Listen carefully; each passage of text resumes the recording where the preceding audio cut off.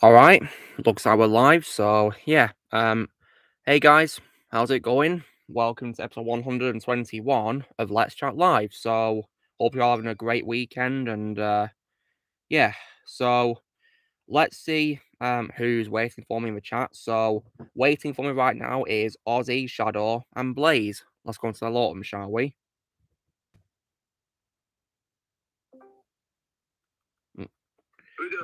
Hey guys. Hello there. Yo, what's up? Hey, what's up? What's up is right now we're live. So yeah, how you guys doing? I'm doing good. I just finished rewatching Edward Scissorhands. Oh yeah, one of Tim Burton's greatest movies of all time. Like, look, literally, there's the credits rolling. You've literally just finished it. Yep. Nice one. My day's going very well, thank you, Chief Reborn. Hope you're doing well. I'm Patrick. Ah, Patrick's here. Hey, Patrick. Evening. Oh, yeah, Patrick, nice you're here. I just want to let you know that yesterday I watched Arcane, and today I finished it. Ah, okay. What did you think of it? Loved it. It is a masterpiece. It's a masterpiece, yo. Season 2 needs to come out soon. Yeah, honestly, I just hope they don't end up rushing it. Yeah. I mean, there is of course that saying, guys, you can't rush art. Oh yeah, Toy Story 2. Yeah, exactly. That's what Jerry says, isn't Ozzy? Yep. The artist who, as he says, but he's of course with Woody, isn't he? It's actually funny that you should mention that because I actually think one of the writers for Toy Story 2 wrote Arcane. Really? What? That's a pretty amazing coincidence, isn't it? Yeah, I think I heard that a while back. I think it was in the Honest trailers for Arcane that I heard that, but I'm not entirely certain if it was Toy Story 2 specifically. It could have been one of the other Toy Story movies, and I'm remembering incorrectly. But I think Toy Story 2. But it is more really shocking how Toy Story and Arcane have a connection via a writer. So Shadow, say the Incredibles meme. Wait. The Incredibles meme about coincidences. Coincidence? I think not. Exactly. Let's see some comments. Yeah, Declan, I love Tim Burton too. He's one of my favorite directors of all time. Hello to Roxana. Hello to Robin. Yeah, you've not been on for a while, have you, Robin? Welcome back. Hey, Darth Prime. Declan's doing Star Wars reference. Nice. Hello to Rex as well. Hope you guys are all doing well in the chat. Oh yeah, right now I'm watching Tyrone. Tyrone Magnus plays? Yeah. Oh, cool. Yeah, legend. I actually joined in mostly just because I wanted to let people know of a few things because I'm still kind of busy. Well, what are you going to let know about Patrick? Tell us. Well, in case anyone here haven't heard of it, my first editing job for Star Wars audio comics has been uploaded to YouTube. Awesome. Congratulations. Nice. It's called the Screaming Citadel. Yeah, I got a notification for it earlier, yeah. If I remember correctly, I think this comic takes place in between Empire Strikes... No, wait. It's definitely the original trilogy, but I'm forgetting whether or not it takes place in between Return of the Jedi and Empire Strikes Back, or if it's in between A New Hope Strikes Back. So it's basically in the original trilogy, Patrick. That sounds exciting. Yeah. Basically, it takes place somewhere in there. I'm forgetting in between which movies it is. I see. Cool. But I basically did the panel cropping and video editing for it. Awesome, and it's finally come out today, has it? Well, congratulations to you, Patrick. Yeah. When it comes to my Darth Vader video, I'm currently in the stage where we're composing the music for it, but because of how much it'll cost, it'll take a while. But because with one of the composers, it literally takes so long that I'll have to get him to. Well, if it keeps going at the current rate, then I'll probably only get one piece of music by him per month because of how much it costs. Understandable. Yeah, take all the time you need, Patrick. I mean, who are you working with to compose the score for this issue? Michael Pincher. Oh, nice. Is that why he joined your server earlier in the year, Patrick? Because he's working with you. Yes, that was it. Awesome. I'm also working on another thing. Uh, boo. When was the last time you saw any videos by Star Wars audio comics, Luke? A while ago, Patrick. I've kind of like lost interest in that channel. If I'm to be honest, I've not really seen anything for a while by them.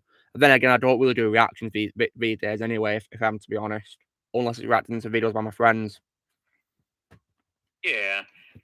It's just that a while back they released a trailer for a video called War of the Bounty Hunters. Did they now? Yeah, basically what it is that it's a series of different comics from different Right. comic runs that basically Okay. all tell the same story through different comics. I So see. what they decided to do with at Star Wars Audio Comics, what they decided to do was that instead of just dubbing each comic individually, they're dubbing all of them in one movie-length video. So it's basically a full length movie of several comics put together into like a full length feature, is it?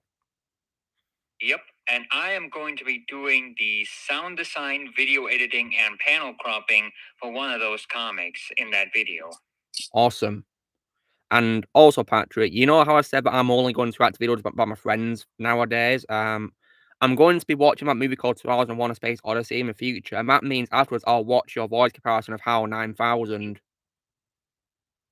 Ah, that sounds cool. Yeah, you love the toss. I've heard that apparently it's one of the greatest movies of all time, and I'm going to see why that is. Yeah, I have that movie. I mean, Ozzy, Yeah, I mean, Ozzy, have you actually watched it? Not yet, but I have it ready. Okay, Well, okay, guys. I'll see if I can watch it. For someone that has seen it, just want to let you know that the opening gets boring fast. Oh dear. Oh boy. That's my main bad quality. Okay. But other than that, then it's great. Okay. I mean, Shadow, would you say you give it like 9 out of 10 because of that boring opening? Yeah. I get a 9 out of 10. Okay, well, I'll take your word for it and I'll watch it. Then it means I can then react to Patrick's voice comparison for HAL 9000. Speaking of which, Hal is my favorite character. Is he? Yeah, I know who he is thanks to Lego Dimensions. And speaking of that, Patrick, did you find out who voiced him in that game? You know, when you spoke to JB Blanc about it, you know, on my live stream interview with him? Yes. Although it wasn't me that figured it out, it just the credit for it just suddenly appeared on behindthevoiceactors.com at some point when I on there and noticed, oh, someone had figured out who it was. Turns out it was Christopher Corey Smith that had done the voice. Ah, the voice of Joker in that same game. Wow. He did the voice for HAL Yes. 9000. Yeah, it turns out he was the one who did it. Wow. Okay. And you take him by my voice actor's word for it. Oh, you Patrick, he did the voice, and it's not, you know, he could, I mean, sometimes they're not reliable, are they, that websites, are they? Yeah, I know. But I did compare it to some other voices, and I definitely could hear a similarity. And of course, no one else had really any idea who it was. So I was just willing to be in this situation. Like, you know what? It sounds like him. I'm too tired to look for the possibility that it could be anyone else. I'm just going with it. Fair enough. Okay. But yeah, I'll be watching that movie in the future, and I'll be sure to react to your voice comparison of HAL 9000 in the future. Yeah, that's pretty cool. Yeah. Because like I said, guys, I'm only reacting to videos by my friends nowadays because I'm actually getting tired of the whole reaction thing. Yeah, feeling a bit of burnout. And the movie companies keep copyrighting me for doing Yeah, there's that too as well. And I react to my friends. You're just feeling a bit of burnout? Yeah, for several reasons. I'm not going to say it on here, Patrick, unless Jay calls me, but yeah. And I see Daniel's here. Welcome, Daniel. Welcome. Good afternoon, guys. We're just talking about, you know, what Patrick has been up to, Daniel. He's been making some pretty cool videos, and one of them got released on another channel, didn't it, Patrick? Yes, it's a comic dub by Star Wars Audio Comics called The Screaming Citadel, which I video edited. And also, Daniel, I also have been saying that I'm going to be checking out 2001: A Space Odyssey in the future as well, see what I think of that movie. All right. Yeah. Since I know you liked Star Trek: The Motion Picture, I think you might enjoy that one. Okay, cool. Nice one. I did like the first Star Trek movie, but the second one is my favourite one. Wrath of Khan, that's my favourite. But yeah, I like the first one though. Yeah, and I've already seen it was based on this, so I'm sure I might love motion picture. Yeah. So yeah, the way that my day played out, I did some yard work. I went over to my barber so we could redo my roots the same color of yellow again. So yeah, I'm having a pretty good day so far. Nice one. That's good. Today I went shopping, guys, Yeah. on a trip to Manchester, so that was fun. Yeah, got a lot of people in the chat watching as well, so yeah. Yeah, and all I did is like literally right when the stream started, I finished rewatching Edward Scissorhands. One of Tim Burton's masterpieces. Let's see when he comes. Yeah, go on, Ozzy. And, you finish. Speaking of Tim Burton, I only have 3 movies left, and I can officially say I've seen every single movie by Tim Burton. The only one I've not seen, I never will see, guys, is his Dumbo remake. The ones I haven't seen yet is Big Fish and Big Eyes. Those are the only 3 I haven't seen yet. Yeah, I thought Big Eyes was good. And yeah, Shadow, that hint alone literally tells you I did watch his Planet of the Apes remake. Yeah, I don't think I want to watch that. I've not heard good things about that movie either. I saw it today. I saw it today after I rewatched Edward Scissorhands. And I'm gonna say now, I thought it was okay, but I can't promise the same experience for everybody else. Okay, I'll take. I hated it. Well, I'll take you guys' word for it. I'll judge it myself, see what I think of it. Hey, since we're on the topic of Big Eyes, Big Fish, I have a question for Ozzy. Yeah, what is it? Have you ever been to Alabama before? I can't say I have. So, fun little fact about Big Fish, the Tim Burton movie we're just talking about. They built the set off of this island marsh off the coast of Alabama, and so it's still standing there 20 years to this day. So if you want to, not saying you have to, you can go travel from Florida to Alabama, and you can go see the filming locations where pretty much everywhere Ewan McGregor was. Nice. Interesting. Yeah, I'd recommend Big Fish as well, guys. Daniel, you've seen Big Fish, haven't you, Daniel? Yeah, and I can tell you that it was shot in Alabama, since I've actually been to Alabama once. Yeah, and tell me this, Daniel, did you by any chance find it emotional in some areas of it? Because I did. Yeah, of the Tim Burton movies, it's one of the few that's the most light-hearted and not the most dark Tim Burton. It's more light Tim Burton. So yeah, it's pretty emotional. Yeah, I'd say so indeed. Yeah, let's see these comments here, shall we? But I have no idea what that Kiryu Sentai Zeranga is at all, Robin. Hello to Brandon. Declan, I've only seen Hulk. I've not seen the Peter Pan 2003 movie. Me neither. Yeah, Edison and one of my favorite Burton films of all time. I always find it crazy to me that somehow I was not able to watch Peter Pan 2003 until just last month, and now it's streaming on Netflix in the United States. Oh, nice. I'll see if I can watch it one day as well. I've heard good things about that. Yeah, that's my favorite Peter Pan adaptation. Yeah, Ozzy, would you say it's a 10 out of 10 for you? Hell yeah. Nice one. Yeah. Patrick, while you're here, have you seen any films by Tim Burton at all in your life? No. Nightmare Before Christmas doesn't count. It actually does count because he created Nightmare Before Christmas. But it's not directed by him. It's directed by Henry Selick. Tim Burton, of course, wrote the story for it. But he did. I'm only counting movies he directed. Yeah. Okay then. He didn't direct Nightmare Before Christmas, obviously, because when that film was being made, he was directing Batman Returns. Don't think I really have. I rarely watch movies to begin with. Well, so have you not seen his Batman films, Patrick? I thought I had. Maybe I haven't. Well, the ones that star Michael Keaton as Batman. Oh yeah, sure. I know which ones he directed. Yeah. And of course, Jack Nicholson as the Joker, Danny DeVito as Penguin. I think he knows Shadow, but I'm not sure if he watched maybe Patrick. Yeah. Actually, no, I think I probably haven't. Well, you're in for a I'll treat probably if get you around to want. it at some point. Well, you're definitely in for a treat. They're amazing. Tim Burton's Batman movies. And also, Batman Returns is my favorite movie by him. I'd also recommend Charlie and the Chocolate Factory in 2005. That's my second favorite movie by him, actually. Hey, Luke, There's a divisive movie. Yeah, go on, Daniel. You know how you said that yesterday you went out? No, not yesterday. You know how you said earlier today you went out to Manchester to shop and everything? Yeah, I did. I went shopping. So I'm pretty sure, I mean, because you did see it yesterday. This may have been the only thing that I bought yesterday, but Oh yeah, I had leaving to Las 'cause I Vegas. love Nicolas Cage. Yeah, didn't you say that's what he won the Oscar for? Okay, Yep. well, I'll see if I can watch it maybe one day. I mean, Daniel, would you say he definitely deserved the Oscar for that movie? Yeah, and also, since it's my understanding that you are a alcohol-free person. Yeah, I'm teetotal, yeah. All right, since you're alcoholic-free, I want to give you a warning right now. There's going to be a lot of alcohol consumption. Since Oh, it's fine. It's fine. Nicolas Cage is. It's fine. Yeah, that's all right. It's fine. Yeah, I don't mind watching alcohol being consumed. I just don't drink it myself. We need All right. Yeah. Neither do I. Yeah.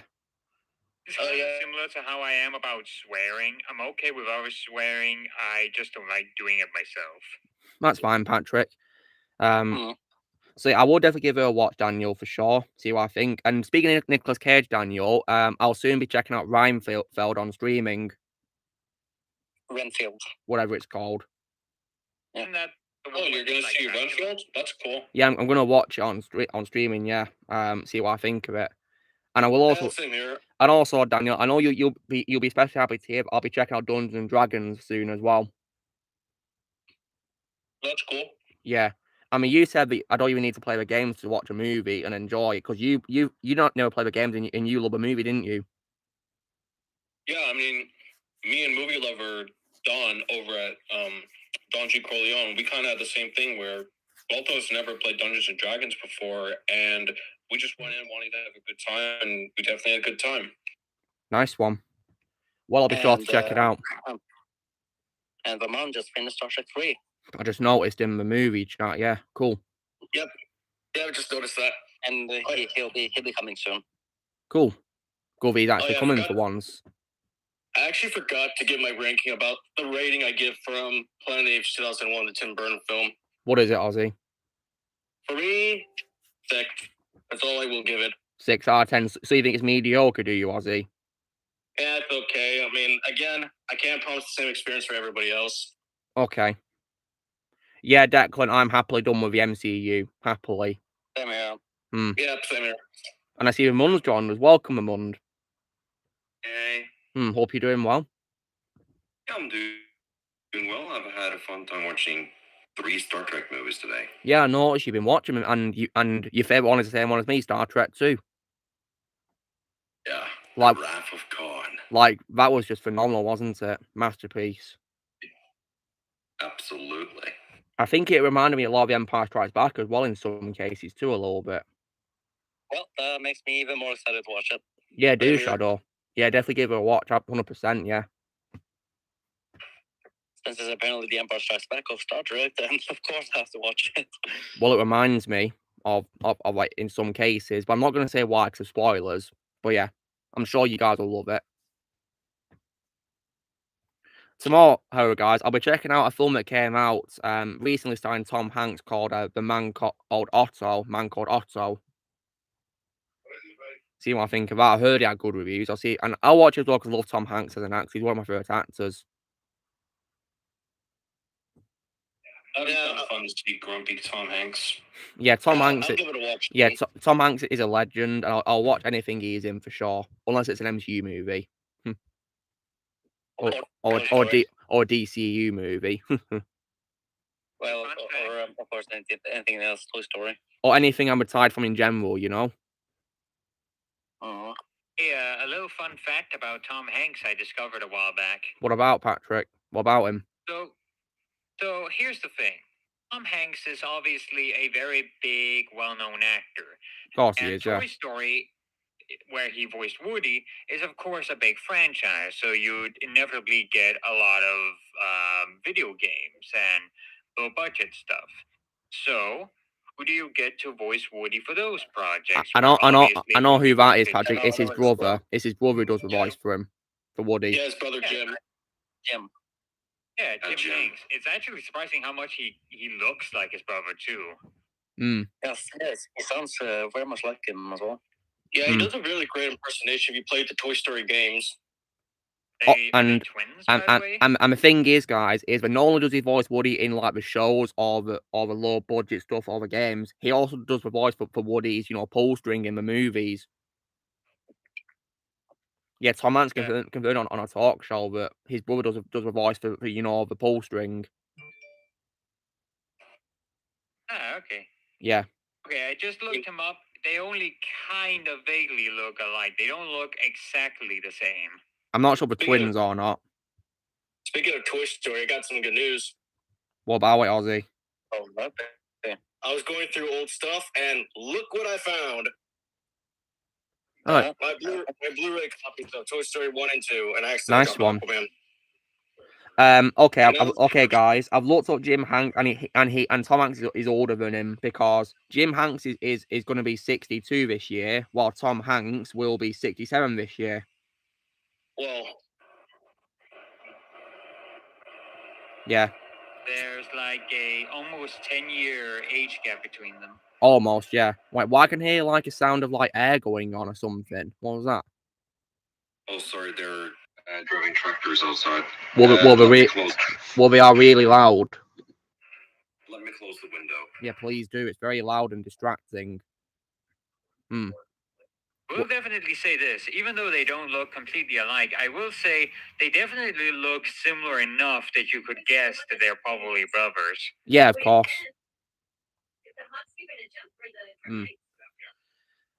So you going to watch Jaws and E.T., are you? Well, you're in for a treat with both masterpieces by Spielberg. I fixed it. Good. Brilliant. Right. Good. So yeah, something bad happened on Wednesday, Joseph. Well, I'm sorry to hear that. Oh no. Any new figures this week? You'll find out about new figures this week. Speaking of something recently bad that happened, as you guys know, I have been participating in the upcoming 31 on 31, the Octop stream from Cody Leach, Sean Chandler, CP, and Brian Lomax. Yeah. So I've had to watch a lot of werewolf and vampire movies. Something that really bad happened, at least for me, is when I had to watch American Werewolf in Paris, which is notorious for having awful werewolf CGI for 1997, and this is what it looks like. Oh God, what is that? God. Okay, good. I couldn't help laughing at it a little bit. And it's not just that. You also have this right here. Oh God, what is that? What the heck? What is that thing? That's a werewolf killing another werewolf in the laziest CG possible. Even something such as this, like, what is going on with this movie? Like, that last picture that doesn't even look like a werewolf. Yeah, it's horrible. So this is the werewolf that was an American Werewolf in London, 1981, and that's way better. And it works so better because it's all real. They built an actual werewolf design, and it genuinely looks really terrifying, as you can see right here. Like, scary. I would not want to mess with that one at all. The CG one honestly looks like a werewolf. Oh, yeah. I got a much better figure of it right here. Wow. Like that looks more like a werewolf than Paris does. Yeah, it's pretty frightening. I also think the whole concept of American Werewolf in Paris is pretty ill-conceived. So, like, with American Werewolf in London, it's literally just a body horror movie about a guy who's transforming into a werewolf with some great British humor. American Werewolf in Paris, you have a bunch of French people luring American people into this underground lair just for them to get killed by these French werewolves. Like, that's just very ill-conceived, at least for an American like me. Hmm. Weird by with the human way, guys, trafficking. Yeah, Paxton, what's up? I decided to look up Jim Hanks, and most of the voice work he's done is just Woody, but there are interesting other things he's voiced. For example, he voiced Geoffrey the giraffe in a couple of Toy Story commercials. Hmm. How interesting. He I mean, also Jeffrey? voiced what? The draft's name is Jeffrey. I mean, if that's the way you want to pronounce it, then that's fine. Okay. He also voiced the Jim Hanks conductor from Polar Express in the video game for that movie. Oh, nice. And what Tom Hanks character he voiced. Huh. Nice. And as you can probably also guess, he also voiced a lot of characters on Robot Chicken that are parodies of Tom Hanks characters. Wow. Yeah. That doesn't surprise me. Yeah, mainly the Toy Story stuff, and he's very funny in those. Yeah, I've seen Robot Chicken on Toy Story, guys. It's pretty funny. Huh. And I gotta say it. Robot Chicken's version of Toy Story 4 to me is the real Toy Story 4. Yeah, I'd say that Robot Chicken handled a Toy Story better than Toy Story 4 did. Huh. Ironic. Yeah, very ironic. Also, voiced a character called Captain Wilson in a show called Milo Murphy's Law. I see. I know that show. That was created by Dan Povenmire, who's the same creator of Phineas and Ferb. Was I it? believe it takes place in the same universe as Phineas and Ferb, if I remember. Was it? And he voiced a character called Dwayne Hunter in a show from the late 90s called Big Guy and Rusty the Boy Robot. Nice. And other than that, literally all his other voice roles are just Woody from Toy Story. Yeah, I think Woody is his most prominent role, isn't it, from the look of things, in terms of voice acting? Yeah, aside from the ones I just mentioned, everything on his BehindTheVoiceActors.com page is just Woody, Woody, Woody, Woody, Woody, Woody, Woody, all over and over and over again. Yeah, it is indeed, yeah. Let's see some comments. All AMC film you excited for is Fantastic Four. Oh, screw that movie. They're gonna ruin. Oh God. They're going to ruin Fantastic Four, guys. And also, speaking of news, right? Tara Mangas posted a video saying that apparently they're going to cast Adam Driver as Mr. Fantastic. Yeah, I don't see that working. Like, John Krasinski was a good choice. all I can say, guys, is I don't want Adam Driver anywhere near Marvel at all. I don't want him anywhere near Marvel. I want him to stay far away because I know we're going to screw him over like we do with Kylo Ren. Or just Star Wars. stay away from Disney in general. Yeah, get away from Disney because they already screwed him over as Kylo Ren in Star Wars, and they're probably going to do the same thing again. And also John Krasinski was a better casting choice. Like, why are we keeping John Krasinski? That's just weird. Doesn't make any sense, does it? Yeah. You bring him to the MCU, you kill him off, you don't even give it a chance. And it was only one version. And it was only one version of him that died. It's like this is supposed to be a multiverse. It's a multiverse. Do you not? This literally tells you that they don't understand how their own multiverse works. They're stupid. And that's why I'm more than happy to be done with Disney. I'm happily boycotting them. I've retired from Marvel and Star Wars and several other things related to Disney. I'm done with it. But I feel, but guys, I have no doubt in my mind they're going to waste Adam Driver beyond all belief. You know, because when you give him the right direction, guys, he's a great actor. Great. Yeah, look at Marriage Story. That's my favorite role of his. And now they're gender swapping the thing. Yeah, there's rumors about that too, but yeah. Why? Oh my God! But Mila Kunis, no, that's not working out. I mean, she has said, guys, that she knows who's playing the thing, but she wouldn't confirm if it's her or not. So I'm just hoping it's not her, for God's sake. I mean, guys, guys, I wanted the World's Strongest Man to play the thing, you know, Far Beyond, and I think he'd have been a good other thing in live action. Yeah, but then again, though, guys, this is just gonna be another Fan4 stick. Yeah, it's going to be another one indeed. Yeah. Imagine it's worse than Fan4 stick. Robin, I'm talking about Tom Hanks' video where he was talking about the rumor. For God's sake, do you ever listen? Jesus wept. sometimes I feel people don't listen at all. And Jay just commented on my George Clooney post, guys, which is awesome. Oh, that's good to know. I'm going to leave a like on it right now. Only he's quoting a quote from Batman and Slobbin. Mm. Speaking of Batman and Slobbin, though, guys, I watched an even better version of that earlier this week, which of course was Batman and Mr. Freeze Sub-Zero, which was phenomenal. Yeah, no, it was a great movie. And of course, this week, guys, I got around to binge watching Superman animated series, and I'm definitely really loving it so far. And I definitely am so far loving Tim Daly as Superman in that show. I think he does a really great job voicing Superman. By the way, Yeah, Patrick, what's up? Speaking of Batman, I've been looking at a couple of different Batman voices for a while now, and I've actually grown kind of curious about something. What, Patrick? So I feel like the answer is probably gonna be yes.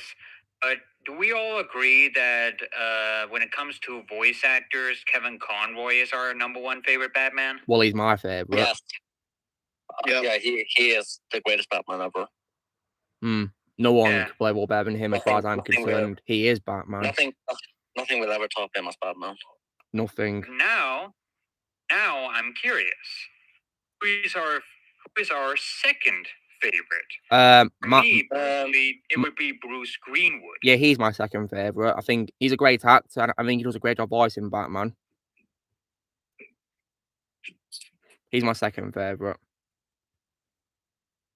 What about the rest of you? Oh yeah, my second favorite is Roger Craig. Roger Craig Smith's also a good choice. Yeah, Bruce Greenwood's my second favorite voice, and Roger's my third. I mean, my third favorite, guys, is probably Reno Romano from the Batman 2004 show, because he's the Batman I grew up when I was a kid. Oh yeah, he's very good too. Yeah, I think he's really good, in my opinion. He's my third favorite. And my fourth is Diedrich Bader, because I also grew up with him too. And Patrick, have you noticed that he's voicing Batman a lot more nowadays? Diedrich Bader. Yeah, I've noticed that. For example, one of the newest Batman performances added to BehindTheVoiceActors.com, from what I can tell, is him playing Batman in, of all things, a show called Young Sheldon, which I think is a spin-off of Big Bang Theory. It is, yes. I've not seen it yet, though. And I haven't seen that either, though I do love Big Bang Theory. Yeah, I love it. Patrick, to answer your question about my second favorite voice for Batman, that's Jason O'Mara. Just no hair. O'Mara. Jason O'Mara is called, yeah. Which one's that again? I think I'm forgetting. Yeah, he voiced Batman in the later DCAU movies.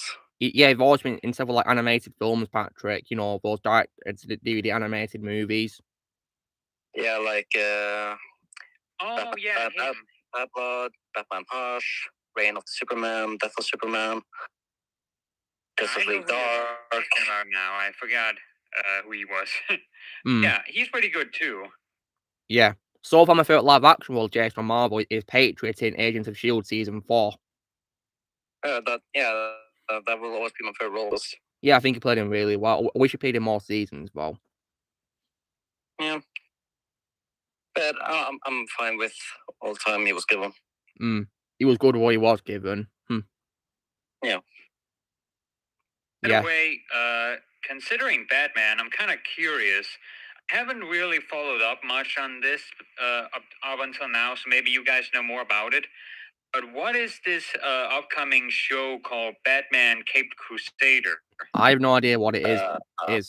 I don't know. Me neither. Because it says on the page from BehindTheVoiceActors.com that it's a upcoming show that will take Batman back to his noir roots and will dive deeper into psychological aspects of Gotham City's cast of characters, and most interestingly to me, that it's going to be produced I Bruce Timm, J.J. Abrams, and Matt Reeves. Hmm. Might want to check No Mic Check because I just googled that show. Hmm. Yeah, it was scrapped. Yeah, I heard it got scrapped. I wasn't even aware that was happening. Yeah. Last year. But I will say, well, guys, I'll only watch a show if Kevin Conroy recorded it before he died.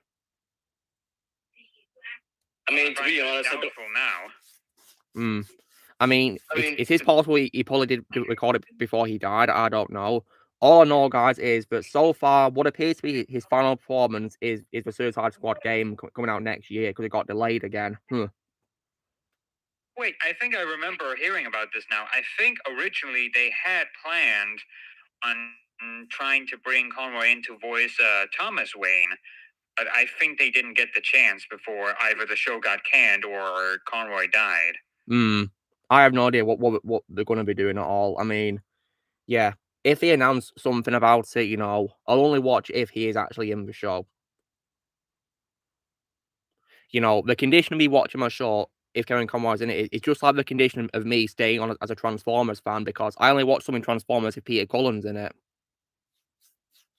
Yeah, that's what I do nowadays. Yeah, and that's why I'm going to be watching Rise of the Beast in theaters, guys. I mean, if Peter Cullen wasn't in that film as Optimus, I would have not seen the movie. I think honestly, that's probably the only anticipated movie I have for this upcoming summer. Yeah, same here. Yeah, I'll be watching it because Peter Cullen's my favorite voice actor of all time, of course. We've got movie lover here. Yeah, Don Corleone's joined us. We have another special guest, guys. Welcome, Don. Hello. How's your week been? Oh, good. Great, and how are you finding doing your reviews in your basement now, Don? Finding it very good and actually definitely much more easier and much better quality now. Nice one. Glad to hear it. And I definitely can tell because I definitely loved your review for my favorite movie, Spider-Man 2. Yeah. Well, let's see that review. Yeah, do we? Yeah, because Don shows pure love for Spider-Man 2. First I will second up the review for the first Spider-Man movie. Yeah, do, and he also posted a review for Spider-Man 3 as well recently too, so you got a whole trilogy to check out, Shadow. Nice one. Yeah. Yeah, and I've actually decided to include the first 2018 Venom film in my review series. I'll probably post a review for that in the future one day. Because I haven't reviewed the first one yet. I think it's a good idea, actually, yeah. I mean, if you review the second film, why not review the first movie? Yeah. In fact, guys, I might probably review the first movie probably around its anniversary. Because, guys, in this September, I'll be posting a review for my favorite war movie of all time on its anniversary. Ryan. Yep. It did, however, come out on a day which is unfortunately very upsetting for several of my viewers here who remember the horrible crisis that happened. It came out on 11th September 1998. 11th September. Oh, and yep. I know what happened on that specific day. Yeah, of course. We didn't talk about that, but I have no idea. 9/11, Patrick. 9/11. Oh, okay. That September 11th. Yeah, it was probably the biggest tragedy in American history. Indeed, yeah. Very sad. Right. Yeah, that day I'm gonna review World Trade Center, the 2006 film. Oh yeah, wasn't Nicolas Cage in that film, Dom? Yeah. Okay, cool. I honestly think it's kind of underrated. Well, I'll see if I can watch it one day. Speaking of which, I actually found out a little while back that one of my favorite Disney films actually got affected by 9/11 when it was being made. Is it Lilo and Stitch? Yeah, Patrick, yes. I think you mentioned this on episode 96, I believe, of my streams. I think you mentioned episode 96, Patrick, already. Yeah. It's because at the end of the movie, they're like flying around in like a big spaceship Yeah, they are. after Gantu. But originally, that was a plane, and the mountains they were flying around were originally buildings. Then after 9/11 happened, obviously that didn't seem very appropriate anymore. Yeah, of So course. they basically just changed the backgrounds, changed the 3D models, and thus they didn't have to change much of the animation to make it look different. Yeah. They definitely found a workaround that worked. And obviously, I could never tell when I saw the movie that anything had been changed there. Yeah, they did a good job of editing, indeed. Yeah, and I definitely love the movie. While on stage, it was amazing. I think I found that information out from Nostalgia Critic, I think. Yeah, he mentions that in his review of the movie. Nice. I'm pretty sure I already knew about it before I saw his review. Oh yeah, now I remember. I learned it because a while back, one of my favorite YouTubers, Blame It on George, made an entire video about media and cartoons and shows that were affected, changed because of 9/11. That's where I learned it from. I see. He's a really good YouTuber, though. I definitely recommend checking him out at some point. Yeah, perfect. I'm subscribed to him. I think I've seen some content. I haven't seen much of him in a while, though. Yeah, he doesn't upload that often, though. I do think he has uploaded recently with a lost media video. Just haven't had the time to check it out yet. I mean, the one video I remember I watched from him was worst animated shows based on video games. I don't think I've seen that one. There is an animated series that I want to check out, which is based on a video game, guys. I would have heard had good reviews, which is a Cyberpunk Edge Runners. I heard it had good reviews. Oh yeah, a lot of people pair that one up with Arcane as really good video game TV shows. Well, Patrick, after I watch the animated series, I'll probably give Edge Runners a watch. I think I know Blade liked it as well. Yeah. I mean, hell, the fact that people are pairing it up with Arcane should probably tell you something about its quality. Yeah, of course. I mean, I loved Arcane, so I might probably love this show as well. Yeah, I'll look into. So maybe I should watch Cyberpunk. Yeah, I'll see what I think of it. Blade says it's R-rated too. Oh, wait. Oh, cool. So guys, we're over 40 odd minutes into stream, so I'm not sure guys what I got this week, because yeah, I know you guys love to see that part of the stream, don't you? Yeah. Yeah. Ozzy, of course, last week, you know what I got, which was your favorite thing that I got last week, which I unboxed. This week, guys, I think it was on Wednesday, I unboxed my NECA figure of E.T. No. Oh Yeah. So no. But what's unfortunate, guys, it doesn't come with a telephone to call with. So that sucks. Yeah, it sucks. I can probably assume that the telephone's in it with another figure because they do other figures of E.T. Where it wears different clothing and all that. So yeah. Yeah, 'cause I know the phone came with the Lego Dimensions ET figure. Yeah, it did. Yeah, as one of the things you can use in the game. Yeah, which is pretty cool. Yeah. Okay, guys. So basically, when it comes to ordering it online, I was able to order a video game off Amazon. No, nice. Yeah, and I'll give you some hints what it is, guys. Okay, so this is Lego, and it's not just one game; it's 3 games. Oh shit! Is it the Lego Marvel collection? Well done, Ozzy. Lego Marvel collection on PS4, 3 games in one. Wow. Yeah, Lego Marvel Superheroes, Lego Marvel's Avengers, and Lego Marvel Superheroes 2 in one game. Yeah, speaking of Lego Avengers, they should release another Avengers game that connects the other Phase 3 films. Yeah, that's true. I'd love that.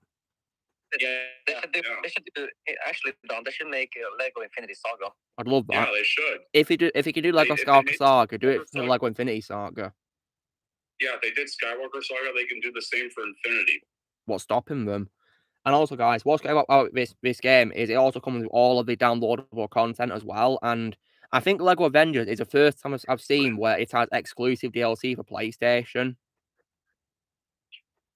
I didn't even know that it had exclusive stuff for PlayStation. Yeah, that's of course the packs which are based on Captain America: Civil War and the first Ant-Man movie in this game. They're not on the Xbox version, apparently, for some reason. But we're on the PlayStation version, so yeah. And then also as well today, guys, as you guys know, I went shopping today in Manchester, and I was able to get several things from Kex, of course. So first things first, guys. I got a movie that came out this year on Blu-ray. Oh. And I'll give you guys a clue to what this film is. It's a film that came out earlier this year that I saw, and it's the new version of a movie which I've heard has had better reviews than its theatrical version. And I'll give you guys a clue. It's basically a much better version of a Child's Play 2019 remake. So it's Megan. Yeah, it's Megan. It's Megan on Blu-ray. Yeah. Because I actually saw the unrated version. Yeah, I liked Megan, guys, and I'm sure this version I'm going to watch will be better. This version, honestly, is the superior version. Well, I'll see what I think when I watch it myself, yeah. Then, guys, I got 4 games on PS4.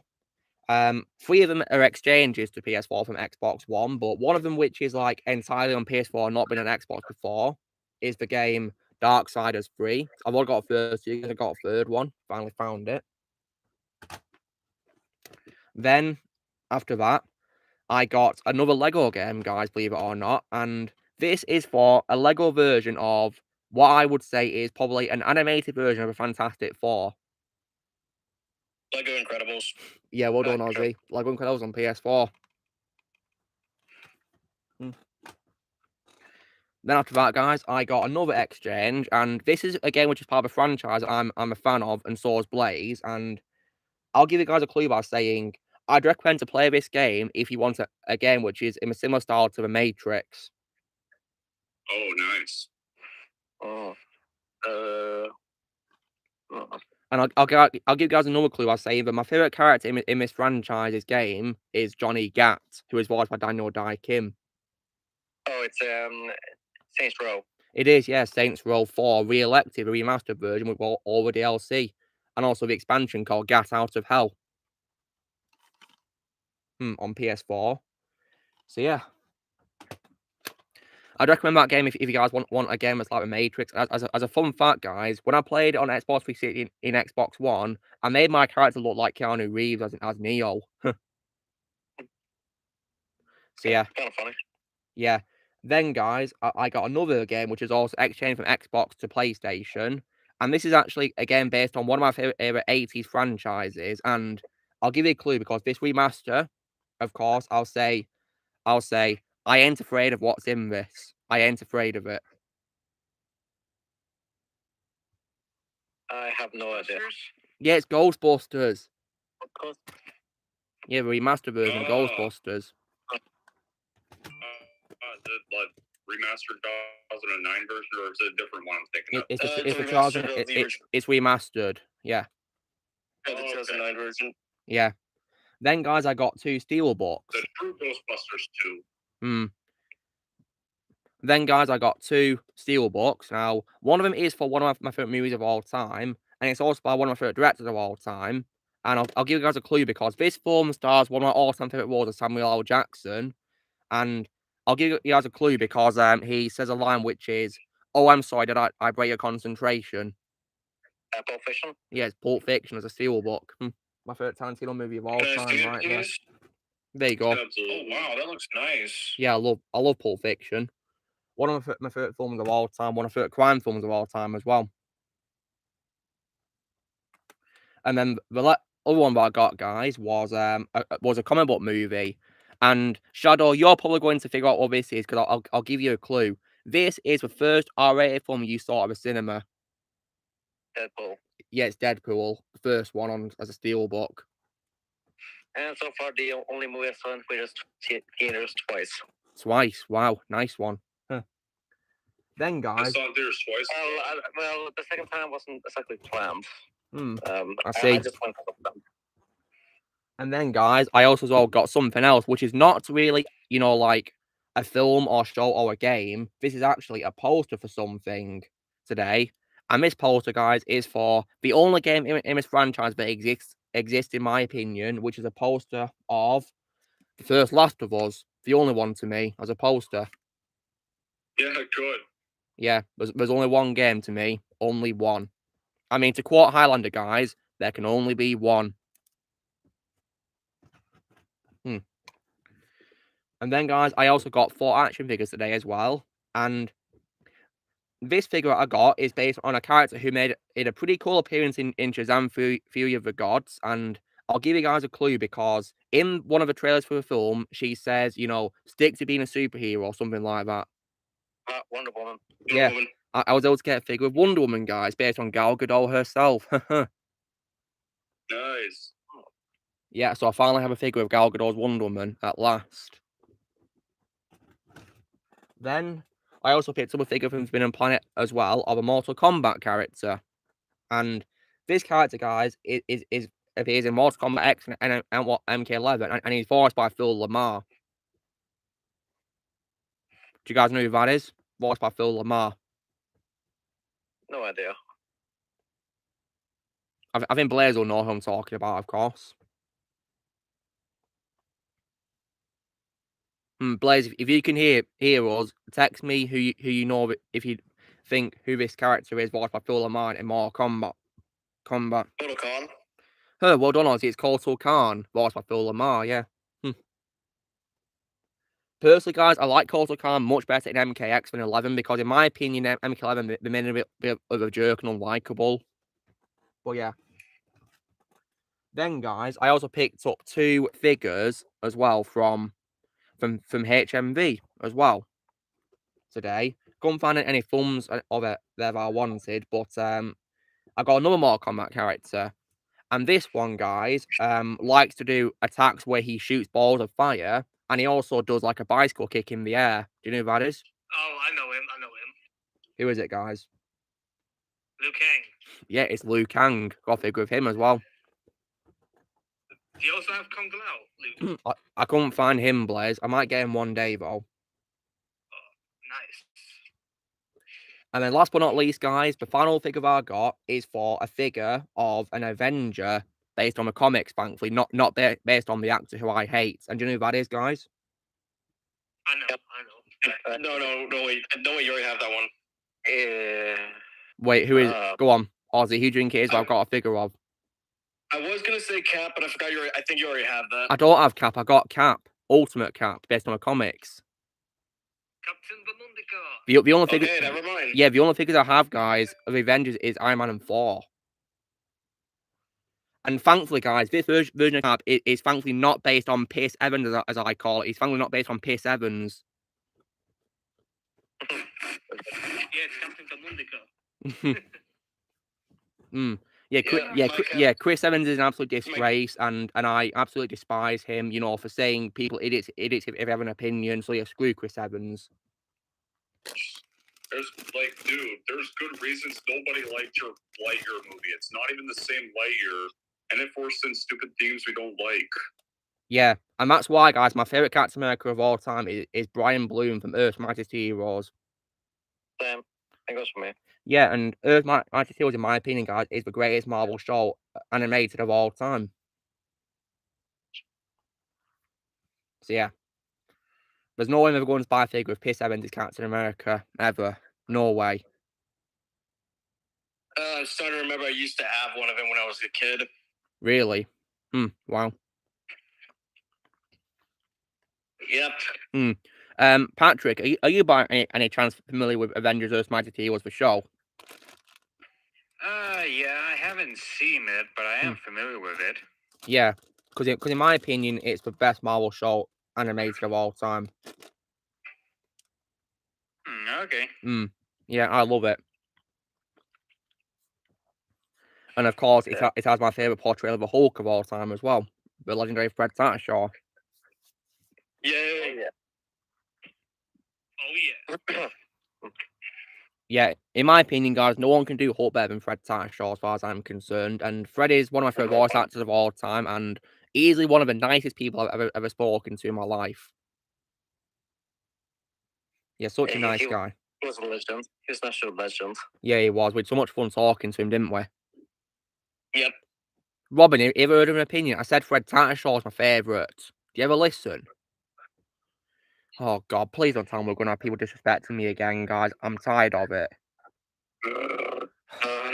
This is one of the reasons why I'm no longer doing reactions like I used to, guys, because things like this happen. Oh, yeah, then there's my Hellraiser video as well.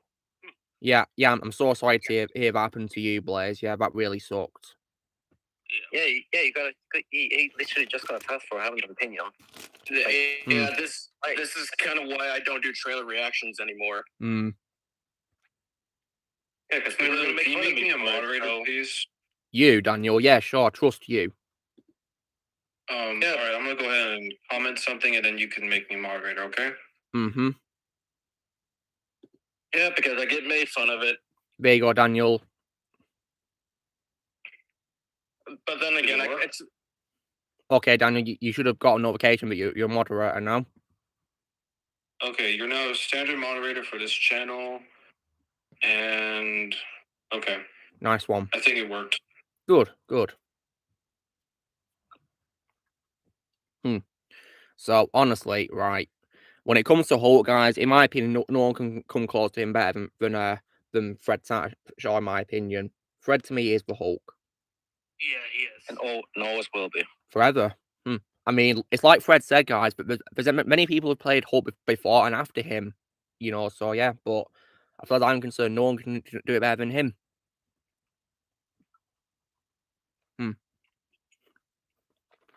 But I'm getting somewhat busy now, so I think I'm going to have to leave again. Well, Patrick, thank you for taking time to be here with us, and yeah, hope you had fun talking to us. Yeah, I'll see you guys. Yeah, take care, Patrick. Have a nice week. Yeah, you take care. Good, see you, Patrick. Yeah, you do. Bye. See ya. Bye. Take care. Okay, so Luke, I have good news. The moderator thing worked. Brilliant. Good. Glad to hear it. And speaking of good news, Amber Heard has finally left Hollywood. Yeah, I heard that news. So yeah, good riddance. Hope she won't be missed at all. Good.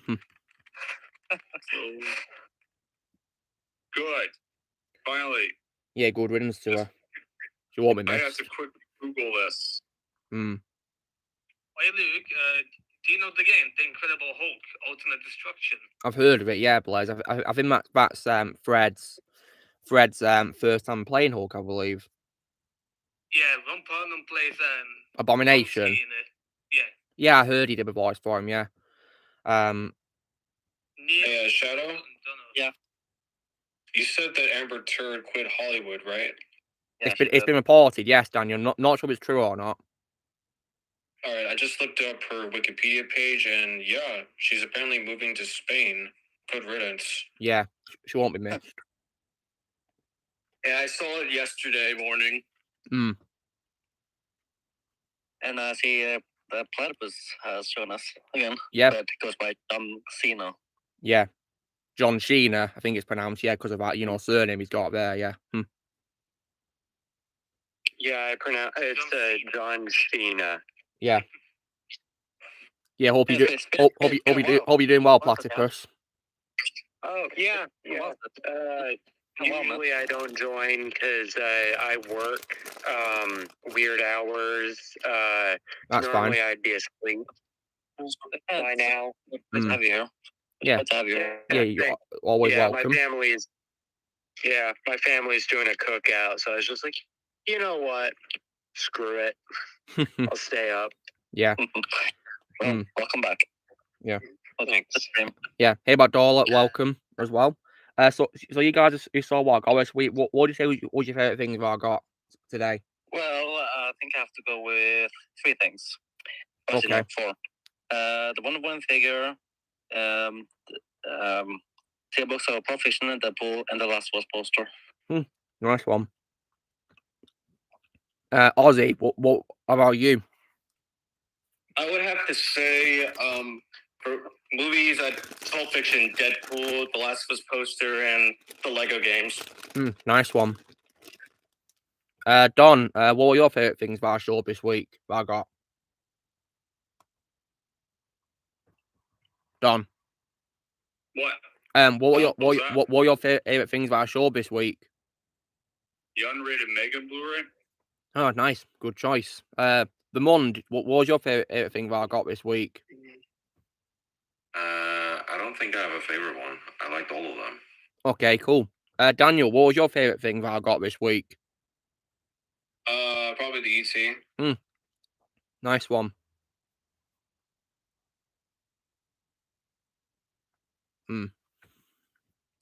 Yeah, let's hope that happens. Yeah, screw Evil Ezra all the way. Hopefully he'll leave Hollywood too. Yeah, the Flush fails as well. Yeah, I hope it does fail too. Like, I don't understand why people are so hyped for it, because I'm not excited for it in the slightest. I'm not even going to watch it. I've seen both trailers and they both suck. Yeah, I'm so tired of people trying to persuade me to watch it. It's really pissing me off. Like, Yeah. I don't want to see the Flash, and I never will. Literally, the Flush does everything wrong. Mm. Like, it's a mindless and soulless ripoff of my favorite Flash movie of all time, Flashpoint, and of course it stars Ezra Miller. Of course, yeah. Crap CGI. So some of the worst CGI I've ever seen in my life. And Michael Keaton looks bored in the movie. Yeah, Michael Keaton looks so bored. Unfortunately, and yeah. Of course, last but definitely the least, Superwoman. We don't need two Ezra Millers. One's bad enough. One is bad enough. But, Hey, at least he finally got to be a they. yeah, of course, because there's so many uses those pronouns, doesn't he, for some reason? Yeah, finally gets to be a they them. Yeah, I don't understand it at all. I thought it was hilarious. I have no idea how pronoun stuff works. Me neither. I think it's funny how Sylvester Stallone in one of his shows criticized the pronouns. I think that was Tulsa King, I believe. Yeah, it was Tulsa King. Yeah, I need to watch that show. I heard it was good. Yeah, basically how he criticized pronouns is literally pretty much the exact same way how I criticize them.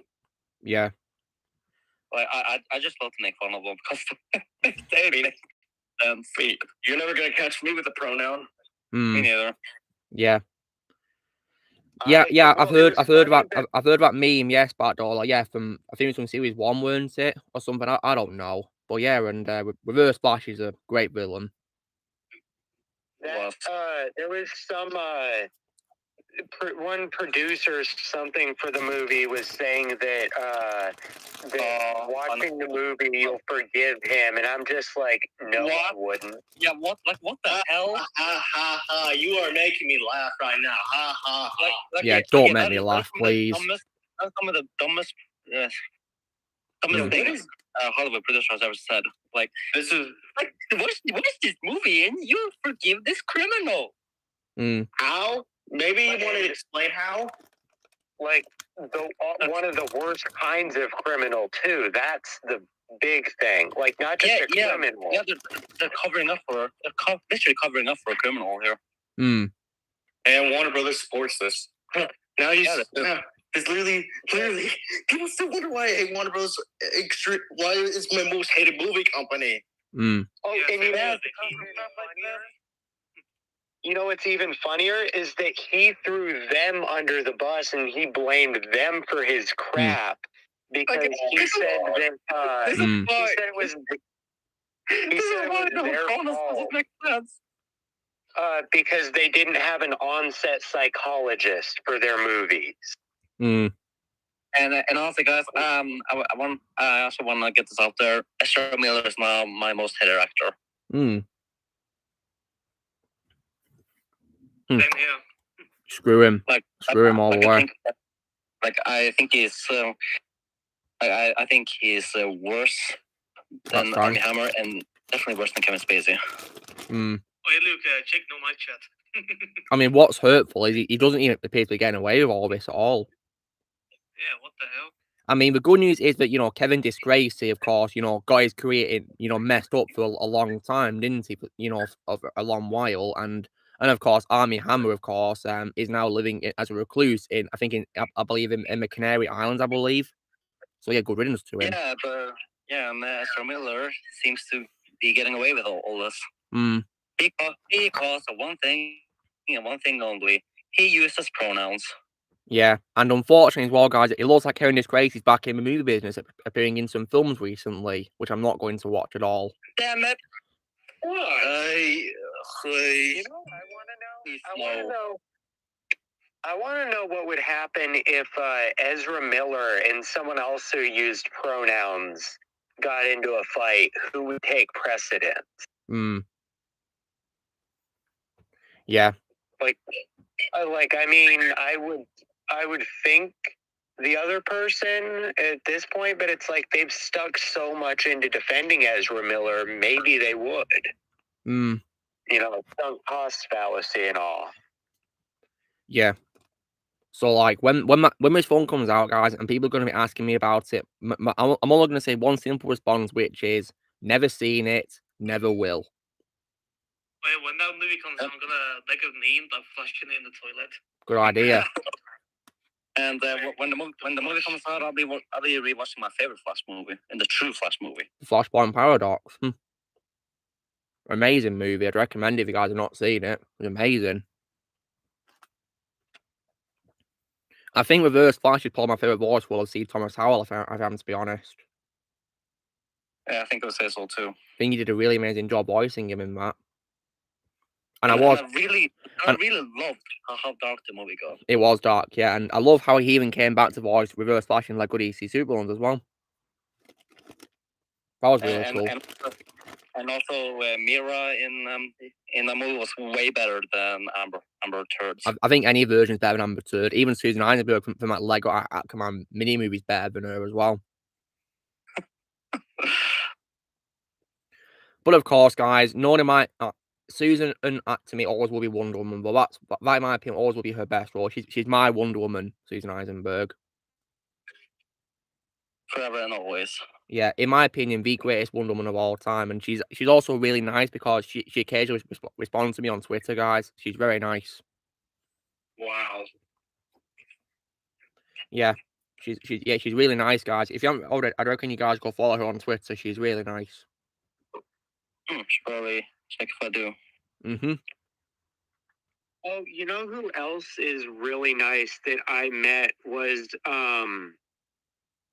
can't remember their name. They were two stuntmen. And they were in a Book of Boba Fett. All right. One was the on-screen version of Mando because Pedro Pascal couldn't be bothered to come in. And the other was the on-set for Cad Bane, and they were both really nice.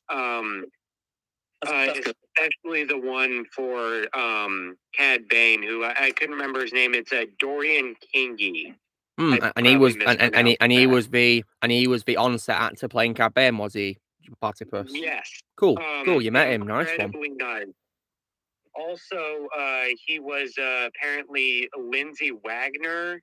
She was an actress. He's apparently her son. Oh wow, cool. Nice. So I met him when I went to meet Peter Cullen, and I was expecting Peter to be the highlight of that. And no, Dorian was the highlight. Barry Lowen, that was the Mando guy. Nice one. Yeah, so I just thought I'd bring that up. But yeah, I was just like, oh, this is like I wanted to keep talking to him, but there were people behind me and lost. Oh, what a shame they didn't last long. Huh, never mind. Oh no, we probably went on talking a bit too long. Like, really? I think maybe he was a bit too nice. Yeah. Wow. It's very nice that he gave you a lot more time than the others. Platypus, yeah, you know, in that moment, yeah, very nice of him. Yeah. Like I feel kind of bad for taking up his time like that, but like he was willing to deal with me. So yeah, I just yeah, if you ever have the chance to meet them, it's like, I know, you know, you'd usually want to meet the stars. It's worth it to be able to meet the stunt guys in this case. Yeah, that's really cool. Thank you, Daniel, for clarifying that I'm done with DC. I've already made it perfectly clear, guys, you know, but no one seems to listen to me these days.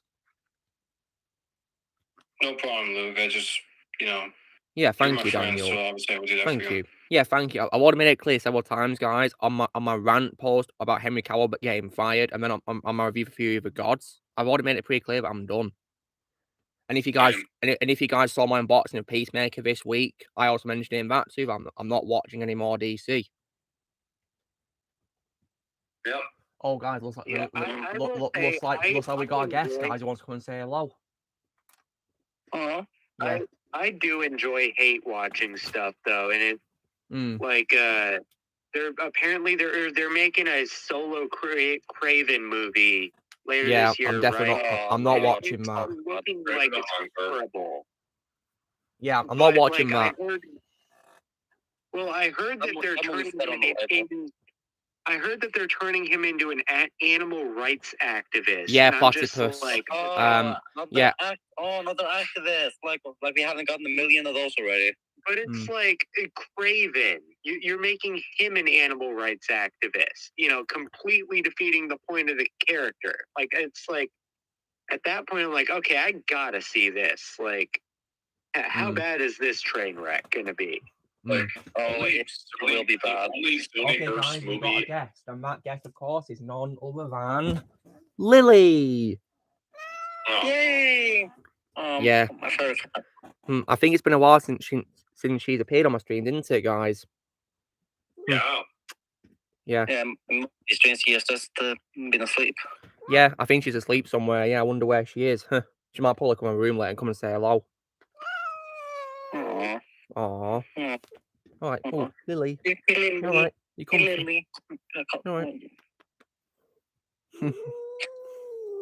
right. Yeah. Adorable. Yeah, I love my cats, especially Lily. Oh, don't you go, Lily? Okay. Now, where she goes. Yeah, she is beautiful indeed, that Dolly. Yes.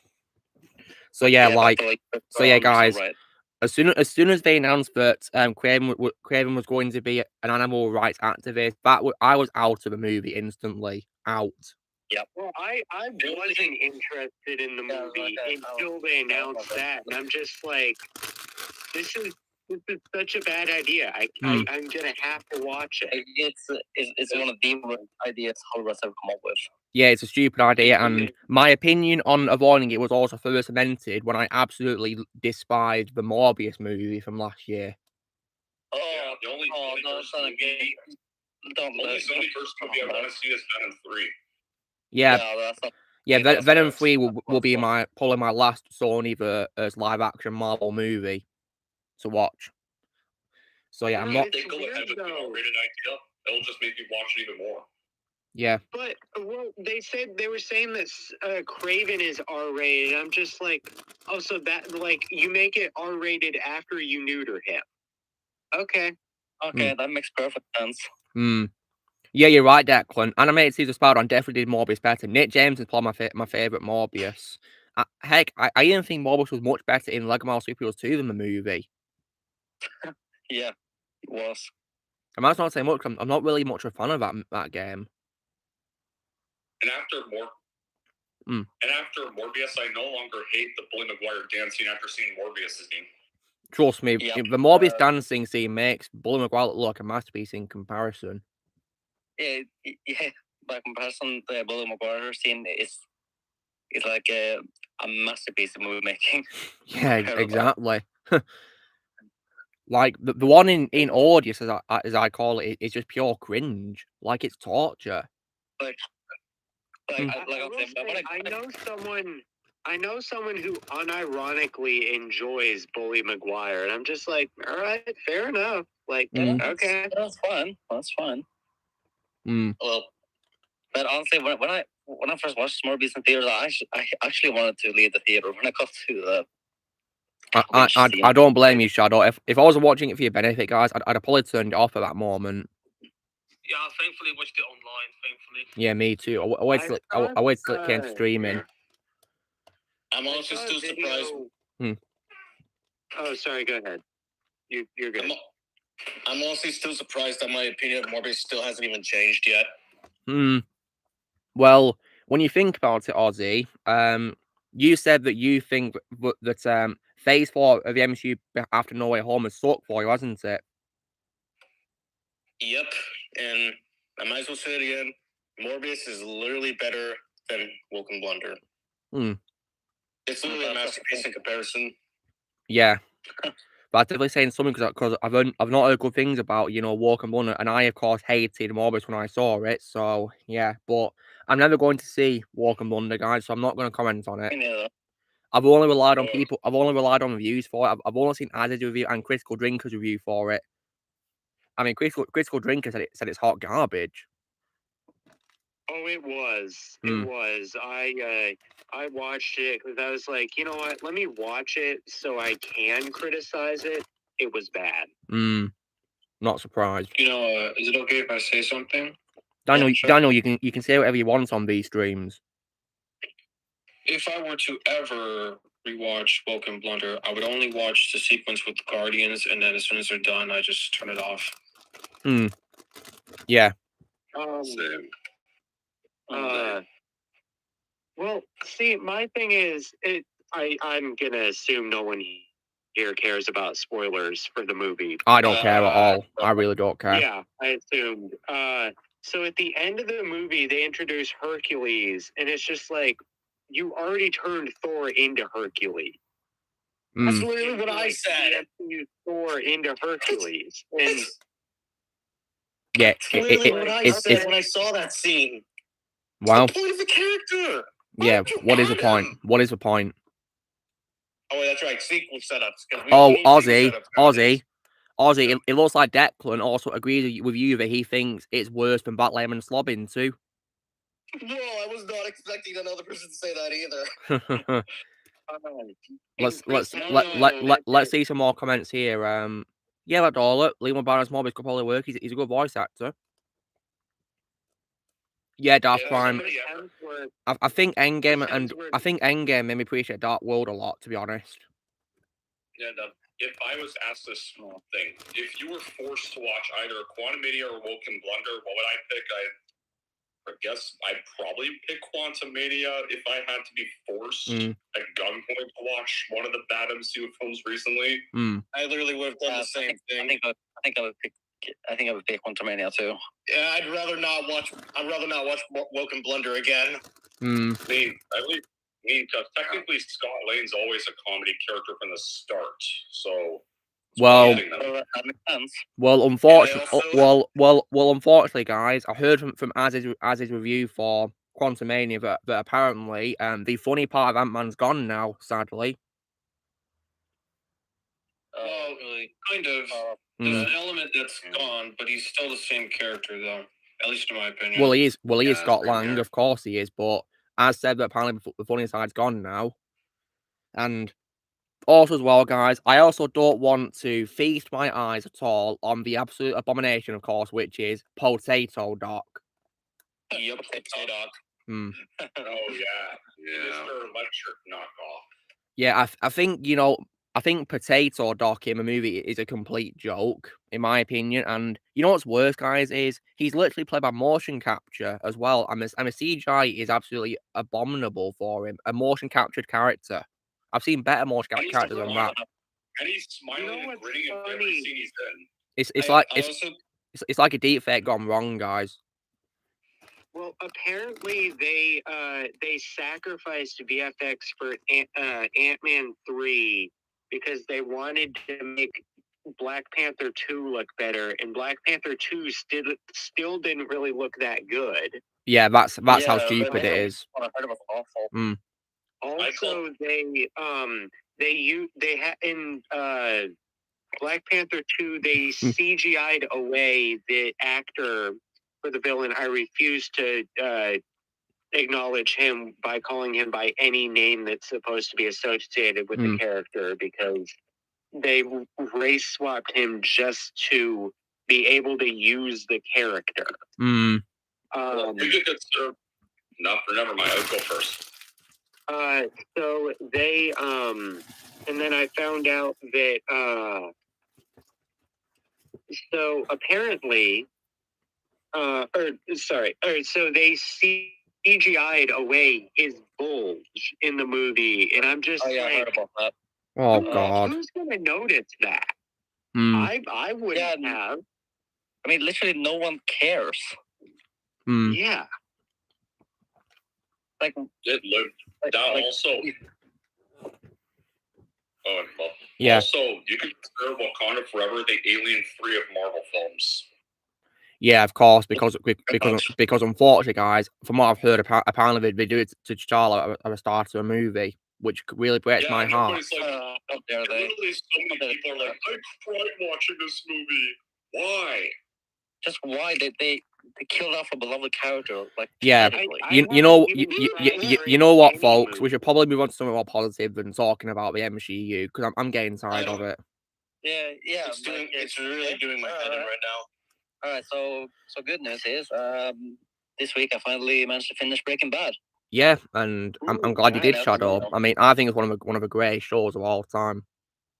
And after that, I watched El Camino. Yeah, the movie. Yeah, it was a pretty good movie. They did, yeah. Yeah, I gave it an 8 out of 10. In case you are wondering, Shadow, my favorite scene in the film is probably a scene that happens at the end, and you probably know what that is, don't you? Oh yes. Yeah, I mean, how did you react when that character and you know I'm talking about appeared? Like I literally had a smile on my face. Yeah. And oh yeah, Shadow. Question for you. You know, in the episode called Face Off, your favorite episode, as you told me. Yeah. How did you react to Gus Fring's defeat? Oh, I was like, holy crap, this is iconic. Yeah. And did you think he survived the way he got killed at first, but then they revealed the extent of how hurt he was and then he died? I was just thinking to myself, there's no way he will survive that. And also, Shadow, you know how he adjusted his tie before dying? Yeah. According to the writers of the show, the reason why he did that was because he was getting ready to meet the devil. So yeah, what? So yeah, what a way for him to die, eh? That again? That was a perfect send-off. Getting ready to meet the devil. The devil. Oh. Okay. Yeah, that's what the writers confirmed when they were writing that scene. Yeah, but yeah, I will say that Gus Fring is most definitely my favorite wall of all time from Giancarlo Esposito. I'll take your word for it. I mean that was what introduced him as an actor. So yeah, and I definitely loved him in the show. He's one of my favorite TV show villains of all time. And when it comes to gaming as well, guys, as part of paying my respects to Lance Reddick, I finally got around to playing Horizon Zero Dawn. And guys, I ended up getting my 5th platinum from playing Horizon Zero Dawn. Congrats.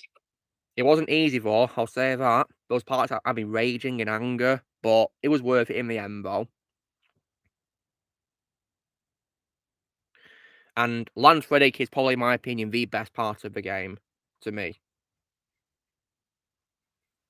And I'll also be starting the sequel pretty soon. I've already done the first mission of it yesterday, and I will be playing more of it tomorrow, and I can't wait. Yeah. Shadow, how did you react when I sent that picture of Lance's character when I announced I'd finished the first game? Well, I actually don't know what to say really. I mean, what did you think when you saw it? Yeah, let me see here. Yeah, I mean, it looks like him. Yeah, I think it is based on his likeness, indeed. Yeah. I love the design they went with. Yeah, the costume he wears is really cool. And when it comes to Xbox territory, guys, I can now also confirm that I'm now a Halo fan. Nice. Yeah. I will say though, but unfortunately, in my opinion, Halo 5 is probably my least favorite Halo game I've played so far. Is it yours as well, Daniel? Yeah, mine too. I mean, one thing that I didn't really like from the start was I didn't like how they changed the gameplay to be like a Call of Duty clone, because Halo and Call of Duty, in my opinion, are two different franchises. They can't be the same, can they?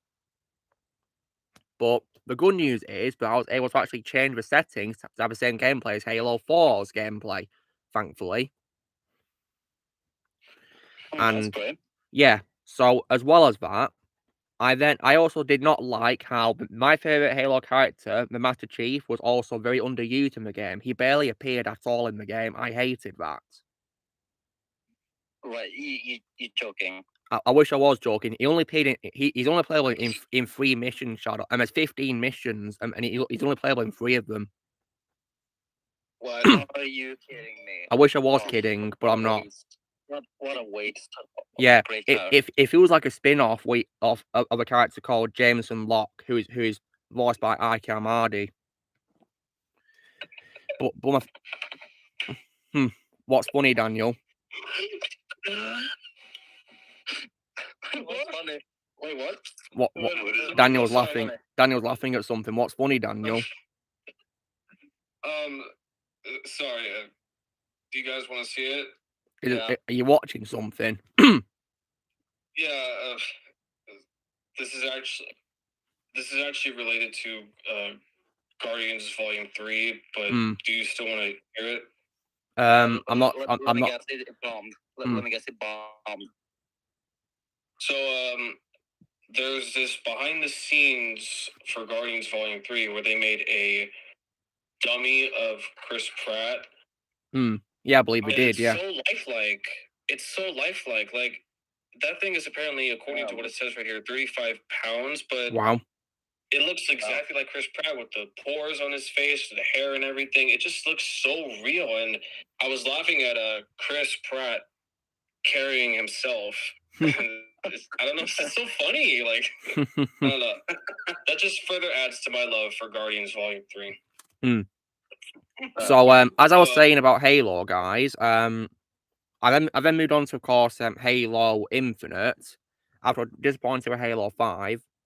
When it comes to Arcane, guys, my favorite role of his was Atrocitus in DC. And when it comes to Infinite, though, I'm enjoying it more because thankfully Chief is back to being the main character. Thank God. But there is one thing about it that I think is very bizarre for a Halo game, guys, because for some reason, guys, unlike the first 5 games I've played so far, it has an open world to explore for some reason. Gotcha. Yeah, so I remember that. Yeah, I think it's bizarre because the first 5 games I played did not have open worlds. It was linear missions, like Call of Duty, for example, did. It's not open world, but missions you do. So I thought it was a very bizarre addition to a franchise. Very confusing. But yeah, I will probably finish it soon, though. Then I can move on to another Xbox franchise, of course, which is Gears of War, which I have heard good things about.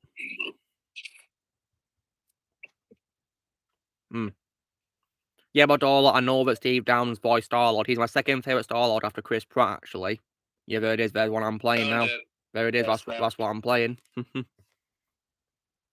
Yep, I played through it. I think it came out like late 2021 or it did, yeah. I don't remember. Yeah, it's a nice open world right there. Yeah, the open world is designed. Yeah, well designed. My friend Darrell said that that's his favorite Guardians of the Galaxy related thing. Really? Actually, he said that that the Guardians of the Galaxy, or he's not really. He used to be a big comic book fan, but he stopped being a fan when he saw how they were going. He saw it in 2014, though. So. Well, platypus. I don't blame your friend for not being a comic book reader nowadays, of course, because of what's happening nowadays with comics.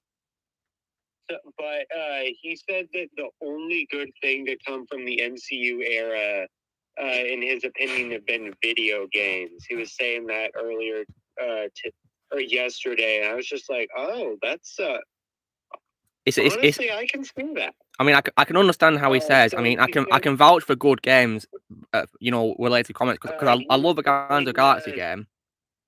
Yeah, me too. Within the Spider-Man game and the Guardians of the Galaxy game. Yeah, of course, because Spider-Man PS4 is my favorite PS4 release game of all time.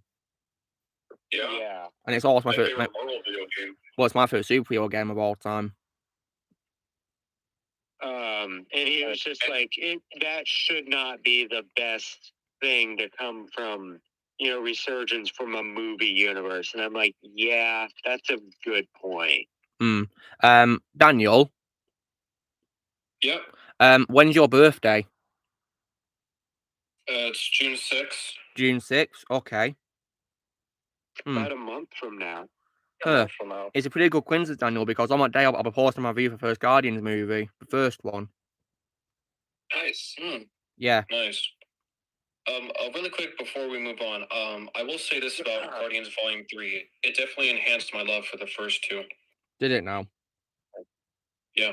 And in case you guys didn't know, Guardians 3 was my final MCU chapter, and I'm now quote-unquote retired. Well, all I can say is, welcome to retirement club.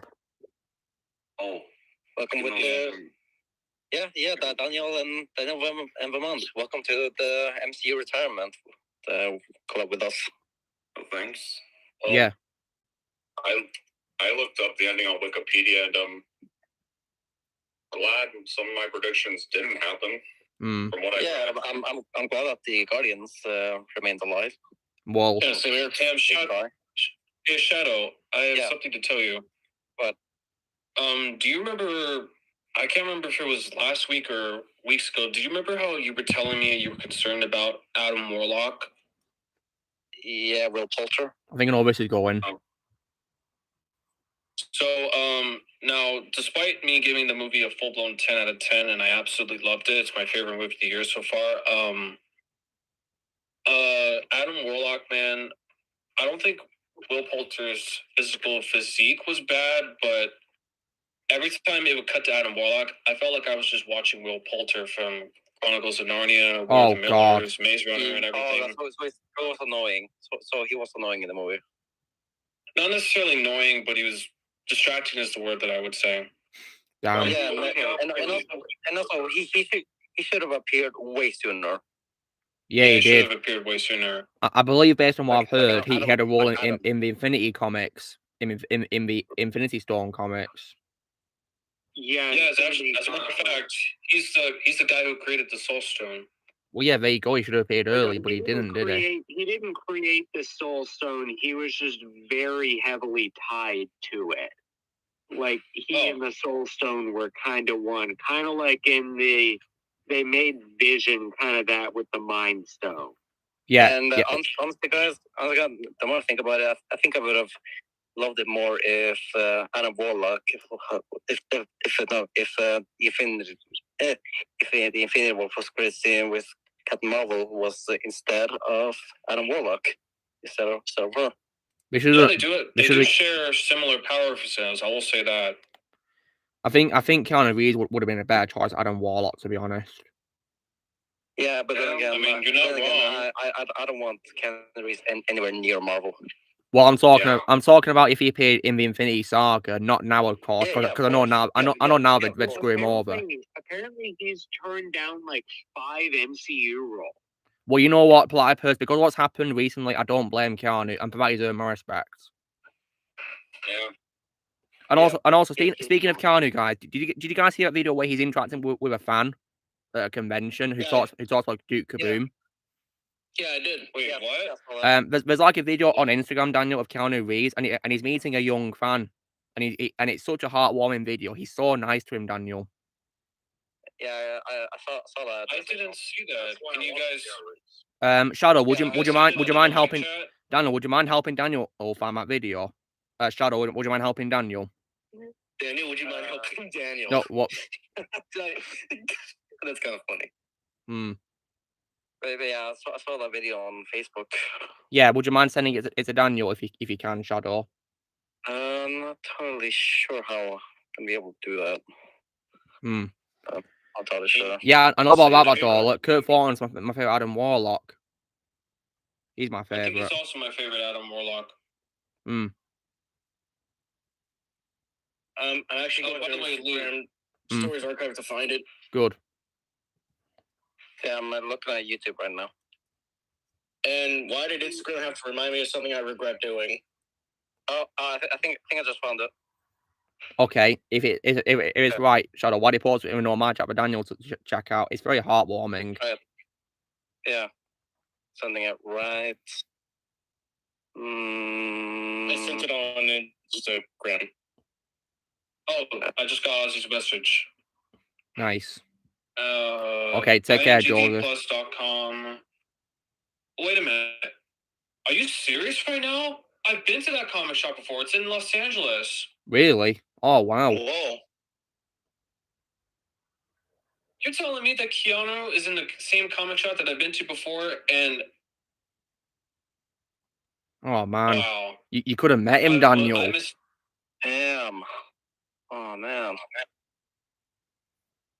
I will say, Keanu has my respect, not just because, you know, he's really nice, but he was doing an interview. He did the Reddit AMA recently, and he didn't call he just referred to the Wachowskis as the Wachowskis, not like none of that other crap. Well, and I was just good, like, but I mean, that is who they are.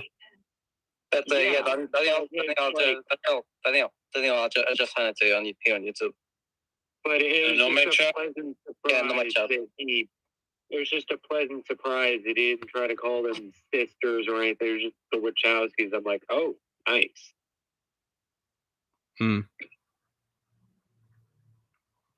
Yeah. Yeah, you're indeed, but all he's a national treasure. That's why he's my favorite actor, Keanu Reeves. So yeah.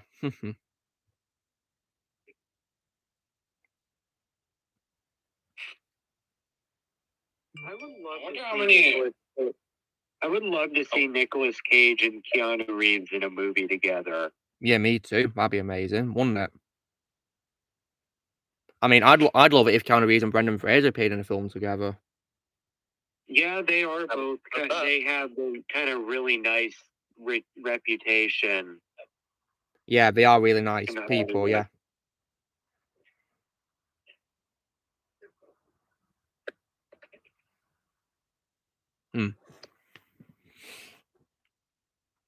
And also, wasn't Adam Warlock in the Guardians of the Galaxy game? Yeah, he was. Yeah, even that I liked him in that too.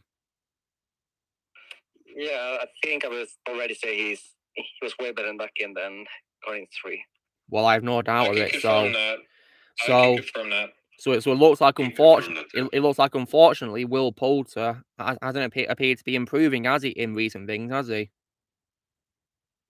Yeah. If we compare it to other things he's been in, I mean, Shadow, didn't you say that he was bad in that Narnia third movie I've not seen yet? Oh yeah, he was so annoying in that movie. Yeah, and also Don, didn't you say he was in that film with Florence Pugh as a main character, and he was annoying in that too? Yeah. Oh damn. And he was also an asshole in Midsommar. Oh, but don't worry, he dies first of the victims. Of the three, he dies first. So that'll make you satisfied. Okay. Yeah, Don, that's actually my favorite scene in the movie. But if you were to ask me what my favorite role is of Will Poulter, guys, it's from a film by Catherine Bigelow called Detroit. I don't know if you guys have seen it or not. No, I haven't. I'd recommend it. And when it comes to my favorite role of Will Poulter, the more I think about it, I think I have to go with The Revenant. Oh yeah, The Revenant. Yeah, he was good in that too. Yeah, I love that movie. My favorite performance of his is the live-action Sid from Toy Story. You guys know what I'm talking about, right? Yeah, what is it, Daniel? What movies did he do this in? Wait, you don't know? What film is it? Is it the live-action Toy Story movie that was recreated by JP and Beyond? No. None of you guys know that Will Poulter cosplayed as Sid for his anti-bullying campaign? No, I didn't see that, no. Hold on. I'll show you guys a picture. Please do. And my second favorite role of Will is in the Maze Runner. Oh yeah, I need to check out those movies. I mean, Shadow, isn't Dylan O'Brien in those movies as a main character? Yeah, and that's also my favorite role of those two. Nice. I mean, nice one. Will Poulter, Luke, my favorite voice role of Dylan though is Bumblebee. Yeah. Okay, sorry, is Will Poulter good in that movie We're the Millers? I know he was in that. Yes, he is. Yeah, he is. Not seen it. Okay, so Here's Will Poulter cosplaying as Sid from Toy Story. He actually looks pretty decent as Sid. He even got a hairstyle too. So my understanding is that he has this British anti-bullying campaign, and to help support it, he dressed up as Sid from Toy Story, since at the time he was doing the Maze Runner, so he had to shave his head, and I guess people must have noticed that he kind of looked like Sid from Toy Story, so that's why he did it, and why he's earned my respect. And Daniel, you know your favorite YouTuber Sean Chandler. I see that he's met Bruce Campbell and Sam Raimi. Yeah, he has. He actually also met Zachary Levi and Rosario Dawson in Orlando. That's awesome, because I'm checking his Instagram page now. Yeah, he's met lots of really cool people. I see he's also collaborated with Recorded Leech too. Yeah. I think. Oh shoot! So look, I have a question to ask you that I'm pretty sure I asked to Shadow and Ozzy and a couple other guys. Yeah, go on, ask me. You know how Jay, Empire Fan Productions, is your favorite YouTuber of all time? Yes, he is. You have no problem with him watching The Flash, do you? Well, if he wants to watch it, that's up to him. Yeah, I completely respect that. Yeah, if he wants to watch it, it's up to him, not me. If he wants to watch it, he can do that. I'm not stopping him. Yeah, so the only reason why I'm asking, because I know my favorite YouTuber of all time, Sean, not only is it kind of his job for being a YouTube movie critic, but he's already reserved to go to the press screening for The Flash in a couple of weeks. And I see. Since I know Jay's your favorite YouTuber of all time, I just wanted to ask if you're okay with him watching The Flash, so you don't have to. Well, if he calls me one of the streams, I'll ask him if he's watching it or not. See what he says.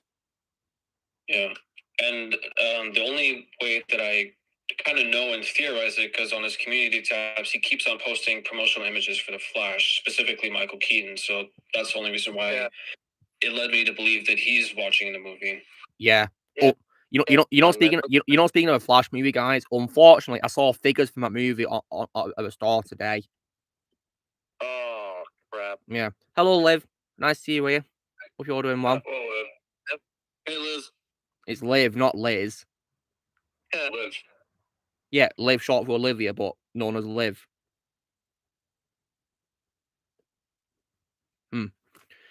But I've not even started to like become human, and I'm playing Horizon to pay my respects to Lance Reddick. I've already said I'm playing the sequel Forbidden West. I pay my respects to Lance Reddick. So yeah. Hey Donnie, nice to you here as well. Hope you're doing well. Oh yeah, speaking of Horizon, I'm trying to platinum it. Good luck, Blaze. What are you up to with it? I just need to collect the metal flowers, the training dummies, and then Yeah. Did you get the maps for it? Did you get the maps from the merchants? Yeah. Okay, good. Because they helped me when I played it. Yeah, so far I have 20 metal flowers. I need to find 10 more. Yeah, and are you going to do a hunting trial too, Blaze? Yeah, I need to do that as well. Yeah, good, because but the one that made me rage a lot when playing was one against the glint hawks where you got to capture them. It was a pain. Oh yeah, the rope caster is really useful for that. Yeah, it was a pain though, because what's worse, Blaze, is there's like bulls that ram into you when you're trying to bring them down. It's very annoying. What the? Yeah, that's why it was hard. I was raging a lot when playing it. So yeah. There's a question for you from McDowell, Blaze, asking if Hank Anderson's your second favorite wall of Clancy Brown after Lex Luthor. But Blaze, didn't you see your favorite wall of Clancy's Mr. Krabs? Yeah. Yeah. So where would you rank Hank Anderson and Lex Luthor then? Lex second and Hank third. Yeah, because I mean Lex is my favorite wall of Clancy Brown, guys, because I've not seen SpongeBob yet. And in my opinion, Clancy Brown's the greatest Lex Luthor of all time, as far as I'm concerned. He's my favorite. My favorite Lex. And Clancy will probably be my favorite Lex Luthor. Yeah, I just love his voice. As in, it's just an amazing voice. Oh yeah, Clancy has an incredible voice. Yeah. Yeah, but my favorite live action wall of Clancy voice probably from Shawshank Redemption. And I also thought, and I also love him as the Kurgan in Highlander, the first Highlander movie, and he also earned a bit of respect from me, guys. When I read somewhere that he actually turned down appearing in a sequel because it made no sense, and he had every right to because Highlander 2 it is one of the most abominable films I've ever seen in my life ever. And I have no plans on watching it. I'm just sticking to the original with Sean Connery and Clancy Brown. Yeah, Daniel, do it for your own sake. And Highlander 3 is also, in my opinion, not that good. I think it's mediocre, to be honest. So, therefore, Did you guys. give it like a 6 out of 10? Yeah, I give it 6, yeah, because I thought it was mediocre. I mean, I stick by my early statement that, in my opinion, there can only be one Highlander movie. Yeah, it even invented the slogan, there only should be one. Yeah, it's a pretty good quote, that, yeah. Since we're on the topic of Highlander, one of my biggest fears in real life actually is to be immortal and to stay the same age forever, kind of like what vampires are. I don't want that to ever happen to me. Yeah, I don't really want to be immortal either, really. And if I were to be immortal, I would much rather live in the world of Catherine Bigelow's Near Dark, where the movie, which also is going to be part of the 31 and 31, the movie has vampires, but unlike most vampire movies, you can undo your vampireness if you just get a blood transfusion, like what happened with Edge of Tomorrow. I see. Also, rest in peace to Bill Paxton, because he rest loved in working peace on that movie, apparently. Yeah, rest in peace to him. Great actor. Wait, when did he pass? He passed away, I think it was in the 2010s, unfortunately. So, John, to clarify on his death, he apparently had a stroke, but apparently the surgeons were doing a not so great job on his surgery performance, and so he died from surgical complications. And it was in 2017. Ooh. Yeah. February. Okay, I'm gonna be honest. When I hear these surgical complications, I assume it was not an accident. Like I assume they were paid off to, because whoever it was about to act out, and is like that's what happened with Michael Jackson and Joan Rivers. Like I believe both of them. That's what happened. I think even Bill Paxton's daughter sued the hospital that Bill Paxton was being treated on. I could be wrong about that. Yeah, they did, yeah. His family filed a wrongful death lawsuit, yeah, on the surgeon. No, I don't know if this is like, I can't confirm whether or not this is true or not, but I believe Bill Paxton is buried in the same cemetery that the actress who played Dorothy from The Wizard of Oz. I could be wrong though. What, Judy Garland? Let's see. Let me see. Hold on, I'll check there's I don't see Judy Garland in the section. Let me see, where she's actually buried. Let me Google Judy Garland. I feel like in the early days of cinema, I feel like Judy Garland was mistreated the most. Yeah. Yeah, she's buried in Hollywood Forever Cemetery, whereas Bill Paxton's buried at Forest Lawn Memorial Park. Oh, Forest Lawn. That's where my Uncle David lives. That's cool.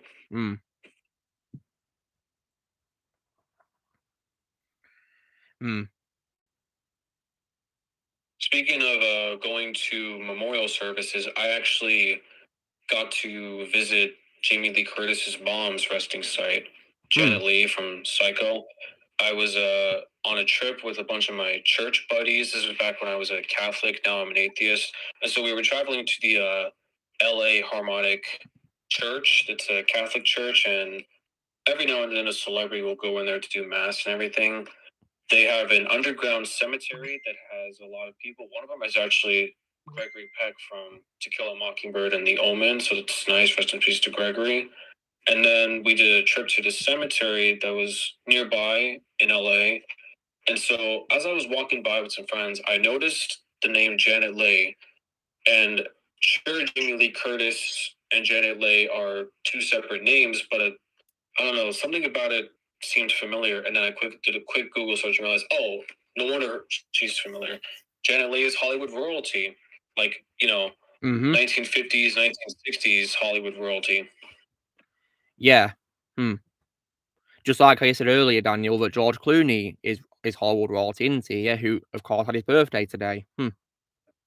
Yeah, I can't imagine ever a situation where someone wouldn't recognize George Clooney. Like, there's very few actors in the Hollywood entertainment business that I would be shocked if someone told me, oh, I don't know who that is, and George Clooney would be one of those people. Well, I've had something similar like that, except it wasn't with an actor, it was with a composer. Shadow knows what I'm talking about. Shadow knows who I'm talking about.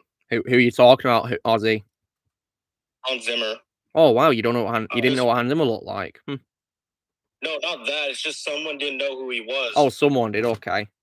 I couldn't tell you what Hans Zimmer looks like. I know who he is, but what he looks like, I know what he looks like. I know what he looks like. Yeah, I know what it looks like too.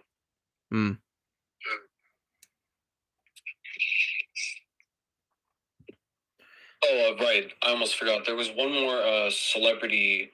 I didn't get to visit the place where Paul Walker was buried, but I have been numerous times to the place where the accident happened. Oh, wow. How sad.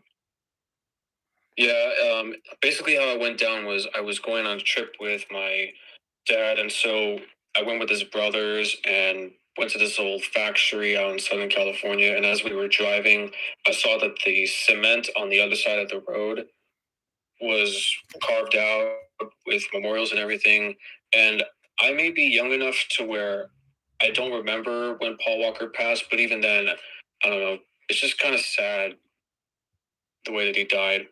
Yeah, it was horrible when he died, yeah. So I'm old enough to have, like, I think I heard when he died, but, like, I had no reason to know who it was. So I was kind of along those same lines. Like, I was a sixth grader when he passed away in 2013, and since I was a sixth grader, I didn't watch any of the Fast and the Furious movies, and so I kind of knew about it, but I also didn't really know what it was since I didn't know who he was. And it wasn't until after I watched. It was just like, oh, someone died. Oh, that sucks. And, obviously it's sad, but it was just like, and then I recently actually sat down and started watching the movies. I'm like, okay, I can see why people, honestly, it was the same for me with Norm Macdonald. Like when he died, everyone was really sad, and I was just like, oh, he died? Okay, that sucks. And then I started, like, actually watching some of his stuff. I'm like, how did I not know about this guy? He's hilarious. I believe he's a comedian, isn't he? Yeah, he is a comedian. Yeah, he was. Oh, he was hilarious. I think the only thing I've seen him in was in Adam Sandler's Billy Madison. His stand-up was also really good. Whenever he was on Conan, he would just go on about nothing. Like, apparently apparently what he would do with that was he would basically ramble about nothing for the whole time whenever he got to go on a talk show, because they only gave him like 6 or 7 minutes. But one time he was going on about how he said, and I quote, "I'm a deeply closeted gay man." Coden's like, "Oh, you're gay?" And he's like, "Oh, it's fine. He's like, "I'm not gay."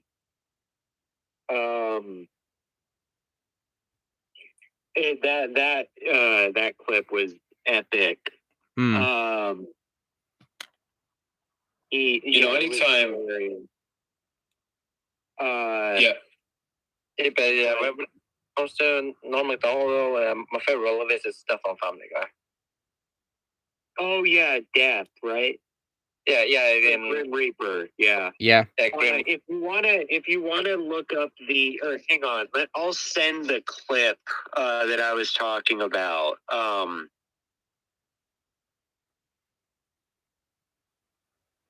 Speaking of Norm Macdonald, another thing that I kind of wish I had grown up with is watching comedians perform live. Like, I'm obviously young enough to where that's never happened to me, but every now and then I'll check into like video recordings of when comedians perform live, most notably Robin Williams and Eddie Murphy, and I think even Chris Farley one time, where they were just off the cuff, just, you know, giving out good jokes and everything. I think I would have liked to have done that with Norm Macdonald, because he definitely was a pretty funny guy. It's just a shame that he passed away. It is. Rest in peace. My favorite comedian is Bill Burr. Yeah, I've heard about that. Yeah, I know. He's hilarious. If you guys want to listen to a podcast twice a week, he has his Monday morning podcast. Like, I highly recommend it if you're into like kind of guy humor. Like, he talks about sports, you know, all that stuff. Like, if you're or like, he does kind of a lot of stupid humor. But yeah, like he does kind of try to offend you at some point, so be aware of that. Yeah, I mean that's horse comedy, isn't it? Yeah, no, I love it. But yeah, Monday morning podcast, and then he'll have the Thursday afternoon just before Friday, just checking in on you. Thursday afternoon. Thursday afternoon, just checking in on you just before Friday, Monday morning podcast. But yeah, he'll ramble about like nothing, and he is hilarious. I highly recommend Bill Burr as well. Okay. So speaking of Bill Burr, Shadow, you watched season 5 of Breaking Bad, so you've now seen 2 things with Bill Burr. Yeah, how? Well, Daniel. I know him, of course, as well, because he's also in my favorite game as well, GTA 4 as well. And yeah, that's right. I almost forgot he was. I think I was saying earlier that Bill Burr was in Breaking Bad. Yeah, he was. And that's also now my second favorite role of this. Yeah, you know, it's funny. When I was watching it, like I couldn't wait for him to join, and then I was like, oh, Bill Burr, like finally Bill Burr, and then I ended up preferring Hugh, and I was like, like obviously I'm glad I enjoyed Hugh, but I was expecting to love Kubi, and Hugh was just so much funnier to me. Yeah, Hugh was a great character. Lavelle Crawford's, that guy who played him, his stand-up comedy is pretty good too. Yeah. Let's see. Speaking about stand-up comedy, I believe Vince Gilligan, the guy who did Breaking Bad and Better Call Saul, I believe he said in an interview that when he was casting for Breaking Bad, this was obviously before Better Call Saul, when he was casting for Breaking Bad, he was looking for people who were most known for comedy and then wanting to see them go for dramatic things. So I've never seen Malcolm in the Middle, but I'm obviously aware that was the sitcom that Bryan Cranston did before Breaking Bad. Yeah, I've heard he was in that. Vince saw what Bryan was doing, Malcolm in the Middle, as this, you know, mid-40s family man to, I don't remember the actor's name, but he saw his comedy and he was like, you know, I wonder if that guy could be an excellent drug kingpin. Why don't we cast him in Breaking Bad? Actually, it's deeper than that. So Vince Gilligan worked on a show called The X-Files, and you saw an episode of that where Bryan Cranston was in, and it was his performance. Cranston was in an episode of that as like the villain of the week, and he saw Cranston's range in that, and he said he kind of mentally filed that away for use for a future idea. And then when he came up with when he and someone else came up with the idea for Breaking Bad, he wrote the character of Walter White with Bryan Cranston in mind. And rightfully so, because I mean, I definitely think that Walter White is one of the greatest protagonists of all time in TV history, and my favorite war Bryan Cranston of all time. Same here. Am I the only one here who has seen multiple episodes of The X-Files? I've not seen it at all. I haven't seen any of it. So, just to really quickly, I haven't seen all of The X-Files. I have seen the 2 movies, though, however. Of the stuff of The X-Files that I have seen, and I'm talking specifically to both Vermont and Shadow, I know you guys recently watched the Star Trek TV shows recently. Yeah, because I know you guys only watched the first Star Trek show so far. I've never seen any Star Trek related. So since I know you guys watched the Star Trek TV show, I think you guys might have a good time with the X-Files. Yeah, I guess. I guess.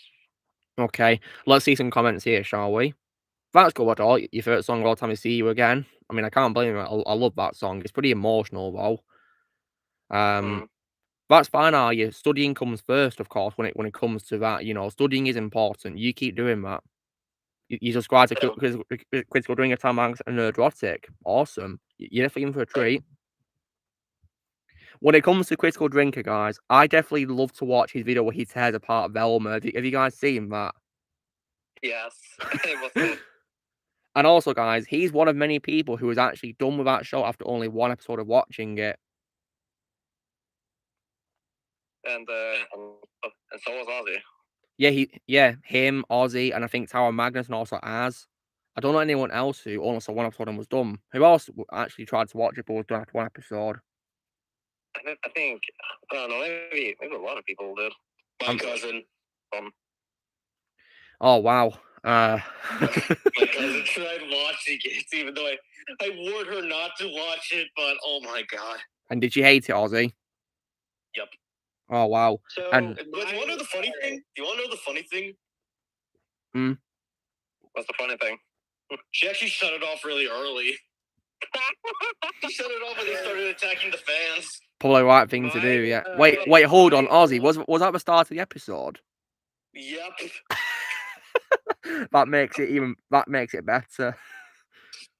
So my sister has always been a massive Scooby-Doo fan. So I asked her about this show, expecting to hear that she hated it. Apparently, she actually liked it. Really? That's never saying something. She said that if you're a Scooby-Doo fan, you wouldn't like it, but she's also kind of the show's target audience. Nice. And I see Alexander's joined us at long last. Welcome back, Alexander. Yeah. It has been a Yeah, I hope everyone's... and I'd like to say several words, if I may. Yeah, go ahead, Alexander. Yeah, tell us how you've been and all that. So tell us everything. Well, I mean, life's been complicated. Life's been tough. But we're moving forward. We're always moving forward. That's what I say to all people. And I also mentioned that this might be the first. I think this might be the first chat that you are in. At least I don't remember you being in any other chats, but with me present. But I might be mistaken. The person named John, right? It's Platypus. It's Platypus. I have been in a live stream with you once before, I think. Oh, you have. Oh, well, yeah, this is Platypus, Alexander. He's called the Platypus Rider. Yeah, I know him very well. I follow his Twitter activity and stuff like that. I think he has some pretty good takes and whatever. But so I definitely know who you are, and it's very nice to meet you. I don't recall meeting you before. But of course, I have a lot of things to memorize. So if that is the case, then I do apologize. But it's great to see you once again. Anyways, it's no offense. Trust me, I don't offend. I don't get offended unless you're trying to offend me, and even then, I usually don't. Yeah, well, that's great to hear. But it's great having you here. I'll I hope we have a great conversation, and all of the rest of you. I have really missed you guys. I have indeed. You know, it's been sad being absent for a while, but now that I've got the opportunity to pop back in, it's a true pleasure, and I'm interested in any news you guys might want to share with me that has happened over this time that maybe I've missed out. Alexander, I actually have a question for you. You do. So this is something that we actually kind of discussed a little bit a couple minutes ago. I'm curious, Alexander, have you ever heard of a TV show called The X-Files? Well, I know some reactors I follow have watched it, but I don't know anything beyond that, no. All right, I would say that even though I haven't seen the vast majority of it, the stuff that I have seen, I would say it's definitely worth the watch, especially if you're a sci-fi fan. And also, for people who don't know this, actually Aaron Paul, another Breaking Bad alumni, was in an episode of The X-Files. Ditto, Dean Norris. Also Dean Norris. Yeah, Dean Norris, yeah. Hank is really funny. Oh, yeah. Yeah. So, Alexander, when it comes to how you've been absent for a while, have you been keeping up to date with videos that have been posted while you've been absent? Whose the videos? Yours, Luke? Well, as an example, yeah. Well, I have with a few of them, obviously not with too many, but I've definitely seen the titles and I've watched parts of a few of them. So I definitely have checked out some stuff for sure, that's for sure. Well, I was wondering, did you by any chance see the latest episode of my Hound series? Yes, I think I have, yes. And did you by any chance see the episode where you cameo as a guard? Oh no, I don't think I did see that one. That came out last week. Last week's episode. Last week's episode. Well, it's unfortunate that I missed out on that. I will definitely check it out. In fact, yes. Well, I hope. Did the audience respond in any way, or? Well, these guys here praised it. They did. Yeah, did they? Yeah, you were really good. Well, I appreciate it. I mean, that's the one where I got to speak in the Russian language, isn't it? It is, yeah. I of course I immediately thought of casting you, of course. Yes. Well, it's the first experience I had where I was actually at the opportunity to speak in the Russian language in a role. So not in a Russian role, but like in a role for a foreign project. So that was definitely an opportunity I really appreciate you giving me, Luke. Yeah. And so yeah, go on, Daniel. Alexander, I have another question for you. What is it? Even if you are not a horror movie fan, this question probably should be pretty easy for you to answer. Do you prefer practical effects in movies, or do you prefer CGI? I don't. This is a very good question, but I don't prefer either. I think both are wonderful forms of art, and both are equally deserving of being placed in movies. And the director should understand where to use which. And in my opinion, people such as George Lucas, for instance, which people love hating on George Lucas, but in my opinion, he really understood, where to use which. And that's why Star Wars is one of my favorite franchises, because you have puppets, you have Admiral Akbar, then you have clones who are CG, and then you have Neimoidians who are remote controlled in terms of their masks or just, all kinds of different techniques. And I think a filmmaker should never stick to one technique. They should, use all kinds of different techniques, because that's the fun of it, isn't it?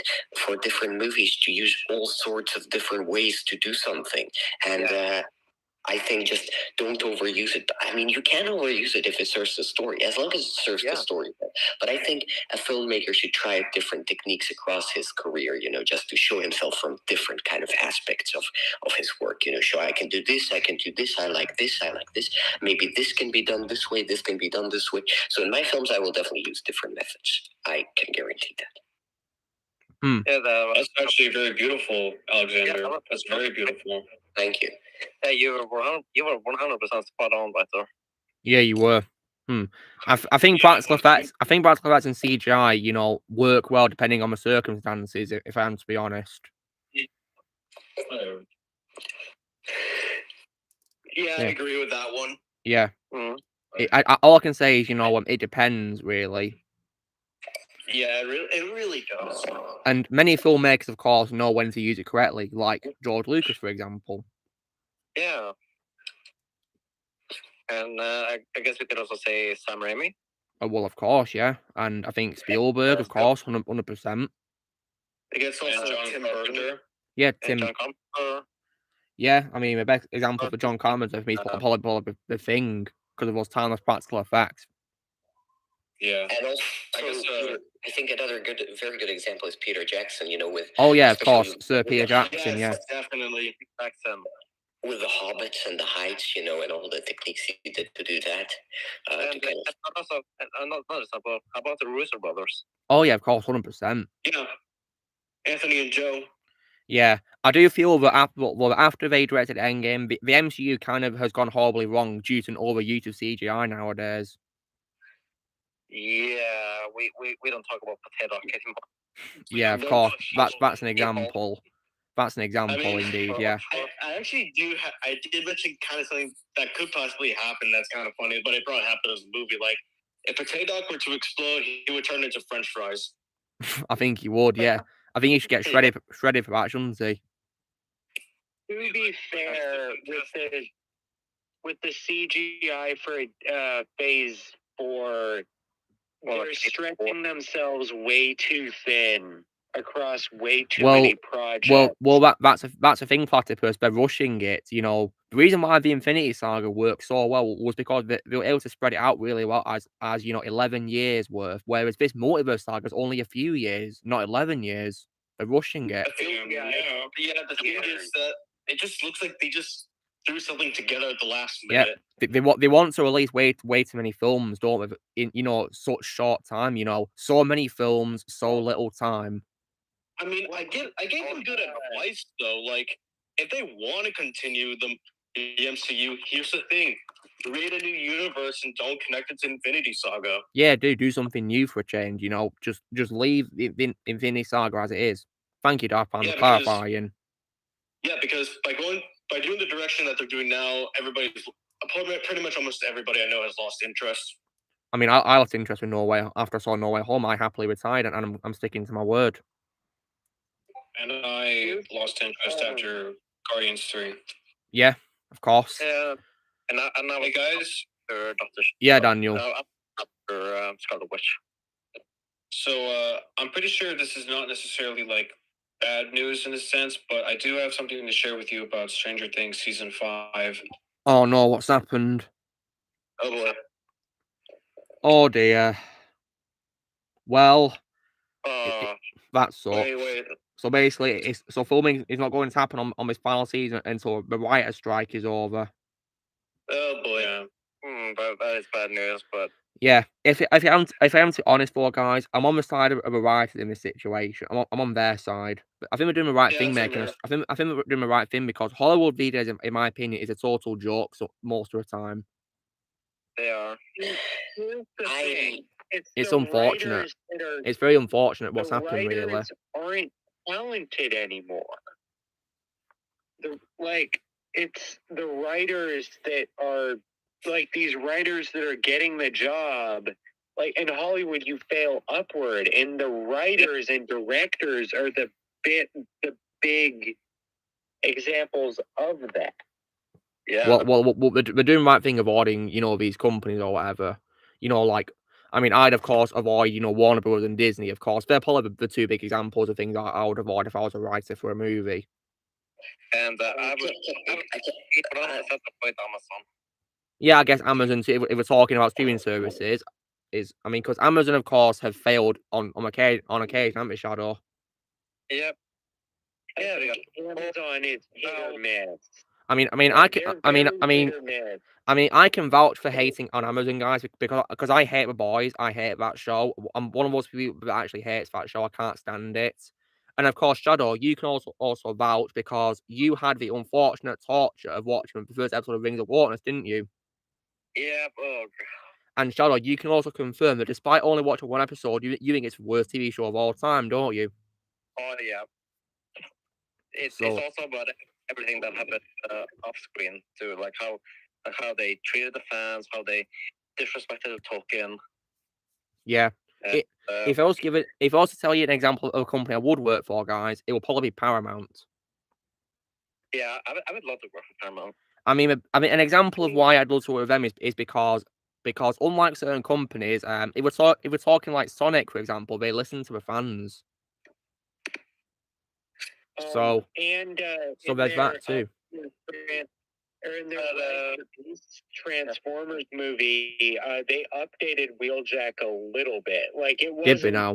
Good. It wasn't as good as it should have been still, but they changed it a bit. Well, that's good. It's good we're listening to fans there, Platypus. Good. But yeah, when it comes to Netflix, I kind of like on that. Yeah, I'm not sure because there is some things on there that I do love, like Stranger Things, but some things on it that I don't really like, to be honest. Well, I myself strongly oppose Netflix because of that film that they had on there, right? With I know what you're talking about, Alexander. We don't need to say the name of it. Yes. So Eddie, I don't want to. I refuse to watch that movie. Yeah, me too. I mean, I'll simply ask, why should I watch it? There's no point at all. And also, there's also how they treated Dave Chappelle for just one joke. Oh yes, screw them for that, and of course also screw Will Wheaton as well because he was an absolute jerk about it, weren't he, Shadow? Yeah.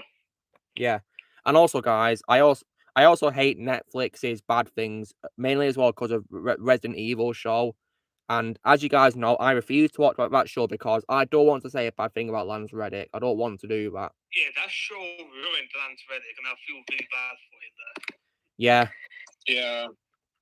I watched it so you guys didn't have to last June, and not only do I regret it, but I just didn't like how Lance Reddick was just, wasted and everything. I mean, guys, Lance Reddick's a great actor. Speaking of Netflix, I guess we should also discuss this. The writers for The Witcher Season 3, I seriously hope they are not employed at Netflix full time, because if they continue the downward trend that is Witcher Season 2 and Blood Orange, and if Season 3 turns out to somehow be even worse, then I might even consider canceling my Netflix subscription. You know what, Daniel? I wouldn't blame you. Yeah, I think I'm gonna do that too if Season 3 ends up being as crappy as it sounds like. Thankfully, guys, I don't even have an account. I use my mum's account for Netflix. She doesn't mind me using it. Like guys, the thing that makes me think Witcher Season 3 would be bad is because this is the season that made Henry leave the show. Exactly, yeah. So there must be a reason why I left, and I think it's because this show's for eating also going to suck. I mean, I hate the series too, so I might hate this one too. I think this will be I think the reason Henry Cavill got fired from being Superman is because he's a fan of the character. Because it's very unfortunate. Yeah, I mean, Henry, cares for the fans. I mean, Platypus. Platypus. I don't know if you've seen it or not, but there's like an interview he's doing for The Witcher, and he actually defends fans because he says that when it comes to fans, it is a fan's right to have whatever opinion they want to have. He said it himself on an interview. And not only that, but I'm also watching a cutscene from one of the Warhammer games. If this Amazon TV show he's doing for the Warhammer games turns out to be pretty banger, and they do, shot for shot from the Warhammer games into the Amazon show, I'm pretty sure that's the ultimate definition of respecting the fans. Oh, of course, yeah. It's good to do that. He's like executive producer. Like this is his project, that Warhammer thing. So. It is, yeah. He's going to be producing it, and he's going to be starring in it too. So I can't wait for it. And you know what, guys? Imagine if they cast him as that character in the games who's literally called Cavill. Imagine that. But there's actually a character in the game called Cavill.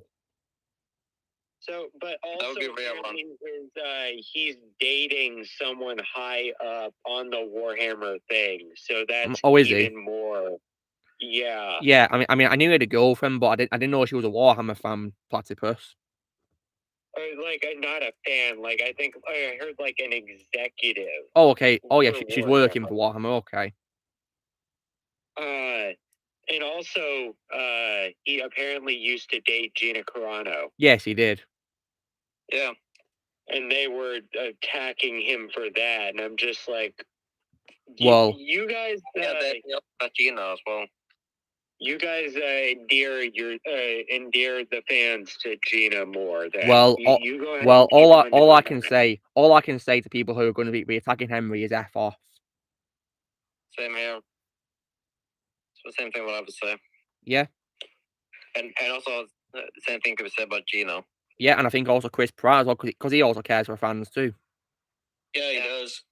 Yeah, you can tell from that Mario movie. Yeah, of course. Was, I mean, I think Mario is like an example of a film that did well because it was made for fans and not for critics.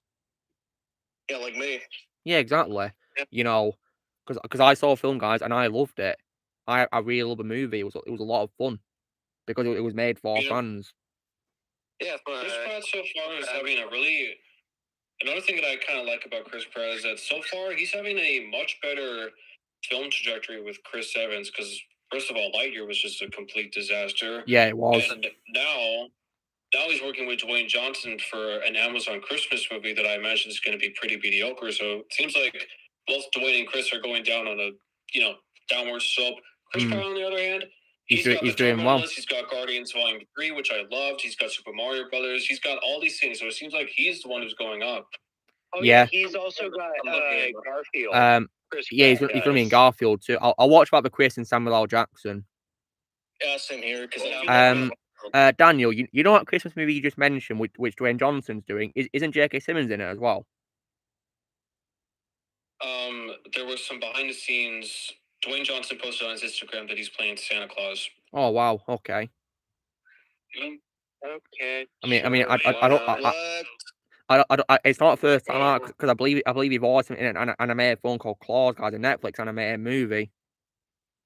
Yeah, it's a good movie too. Yeah, it was a good movie. Yeah, it was good. And J.K. Simmons is also a legend as well. Yeah. Have you guys seen Whiplash? Yes. That's my second favorite wall of it, actually. That for the first time. Oh, that was so good. Yeah, I gotta actually go now, guys. But oh well, thanks for being here, Don, and have a great week. Yeah, you too. Yeah, take care, Don. Take care. So yeah, Platypus. I definitely think J.K. Simmons deserved his Oscar for playing Terrence Fletcher in Whiplash. He really deserved it. Is that the movie where he screams and? Yes, Alexander. It's where he plays that angry music teacher who's abusive. And he's actually pretty scary in my opinion in that movie. Pretty scary. Oh yeah, he sure is. I wouldn't want him as my teacher at all. Mainly because I suck at music, guys. I suck at playing music. I was actually pretty good at it. Me too. You'd have been fine then, Blaze. You'd have been fine. Yeah, I gave up on playing music a while ago. I mean, I can't do it, guys. So I think I would hate to be in his class. Yep. Since we brought up music teachers, I guess I might as well share a sad but sweet story about my music teacher. Yeah, go ahead, Daniel. Tell us. So, my high school music teacher, his name was Andrew Osman. He was, like I said, my teacher for 3 years, and in those 3 years, he only kept this to himself and his only daughter because his wife passed away like 30 years ago, and so it was him. He's in his mid-60s. Unbeknownst to everyone at the high school, except for him and his daughter, he was battling stage 2 pancreatic cancer. And so as I was finishing my junior year of high school, he kind of let it out that, hey, I'm retiring. I only got 6 months left to live. I'm diagnosed with cancer. The only thing that I ask of you guys is just remember me. And then because of that, my old high school named their auditorium after it. It's now officially titled the Andrew J. Osman Auditorium of Long Beach Poly High School. Oh, wow. It's been named after him. That was very nice. That's very touching and very sad. Yeah. And rest in peace to your teacher as well, Daniel. Rest in peace. He actually got to meet Peter Capaldi when he was on his trip to England one time. I'm going to step away, but I will be back. Oh, good, Alexander, because after seeing we watch and read of Alexander. Yes. Yeah, it's finally time. Yes. Read them. Also, you're gonna love the ending. That's for sure. Yeah, so it's gonna be in 36 minutes, Alexander. So yeah, if you want to be reminded, yeah. Yes. Okay. All right, nice one. So Platypus, do you want to watch the readout with us? What is it? It's a read-up where we redubbed a cutscenes from a video game, Marvel vs. Capcom from one of those games. All right, sure. You want to see it? Sure. Yeah, we'll watch after a stream then, yeah, because we've got 36 minutes left of it, so yeah. I think, in my opinion, the latest one we did is the weakest one because not all was in it. Yeah, I didn't have much to recover this one, did I? Yeah, not everyone else though. Yeah, I don't think I only have one line in this one. I only had a fair few. I think I only had I was 3 characters. I think. Wow. No, I was. Yeah, I voiced Strange, Venom, and Ghost Rider, and that other guy. What's his name? Yeah.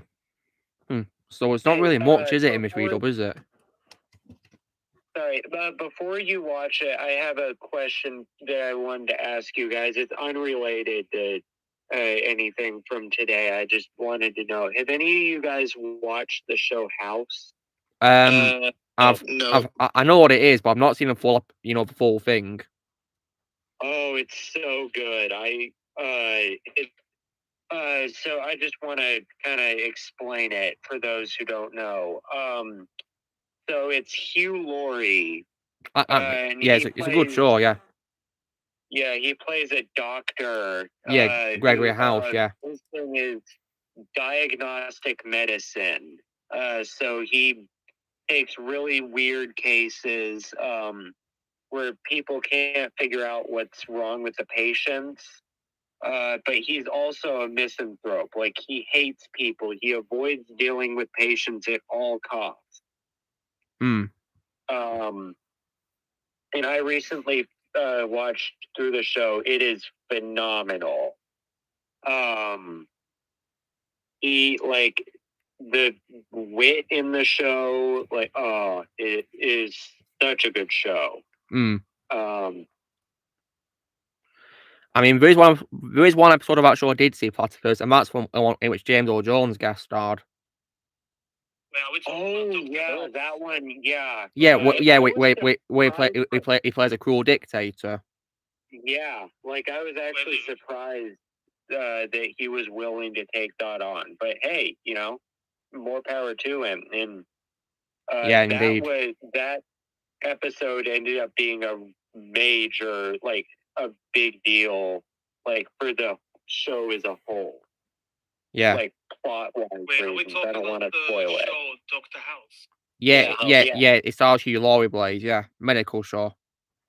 Oh yeah, I've seen only one episode of it. I think it's pretty good. And I also know that our character also appears in the Family Guy episode. Yeah, he does. With Hugh Laurie reprises his role for it. Pretty cool. But we've all seen Hugh Laurie in the most for guys in live action. He's probably Mr. Little in Mr. Little movies when I was a kid. I saw those when I was young. He plays Mr. Little in those. And so far, that's my favorite role of this. Yeah, it's one I've seen in its entirety. I'd say it's my favorite, but yeah, from the clips I've seen of House for, he's great in those. He was also Dr. Cockroach. Yeah, that's my favorite role of his. Yeah, favorite role of his, yeah. And I will say, even though I don't really like the Hop movie by Illumination that much, I think he's one of the few good parts of it as the Easter Bunny. I have something embarrassing to admit. Yeah, go on. I also got to respect him for not doing anything after House. Yeah. Go on, Daniel. What have you got to admit? So this is kind of embarrassing. As a kid, I used to confuse Hugh Grant with Hugh Laurie. Well, I can understand. Same first name, and they do have quite a similar likeness, so I'm not going to lie. Yeah, and they got the same first name, and so as a kid, it was very easy for me to be confused by them. Yeah. Yeah, I wouldn't really say that's embarrassing at all. Kind of seems like he's more of a animated voice actor than he is a live action performer. Oh, wait. Yeah. Oh, I didn't know this. Him and Hugh Grant started a movie together. Wow, 2 Hughes in one movie, eh? Nice. Hugh Laurie, I think, as far as live action, his big thing would be he was in a show called A Bit of Fry and Laurie with where it's a comic duo of him and Stephen Fry. I watched a bit of that first episode, a bit of Fry and Laurie, if you will. The bit I saw was pretty good. I would definitely continue it. It's this thing, right? A Bit of Fry and Laurie? Yeah, I believe him and Stephen Fry are best friends, Daniel. Yeah. I think the only thing I've seen of Hugh Laurie as far as television-wise would have to be the limited series with him and Tom Hiddleston, The Night Manager. Not seen that. It's even got Elizabeth Debicki, who was in Guardians 2 and 3 and Tenet. Nice. Oh, Daniel, you're not the only one who confuses Hugh Laurie and Hugh Grant, because Connor in the chat here also gets confused too. Oh, that's good to know. Yeah. Glad I'm not the only one. And I gotta say, guys, you know, when it comes to Hugh Laurie, he really can do a great American accent, can't he?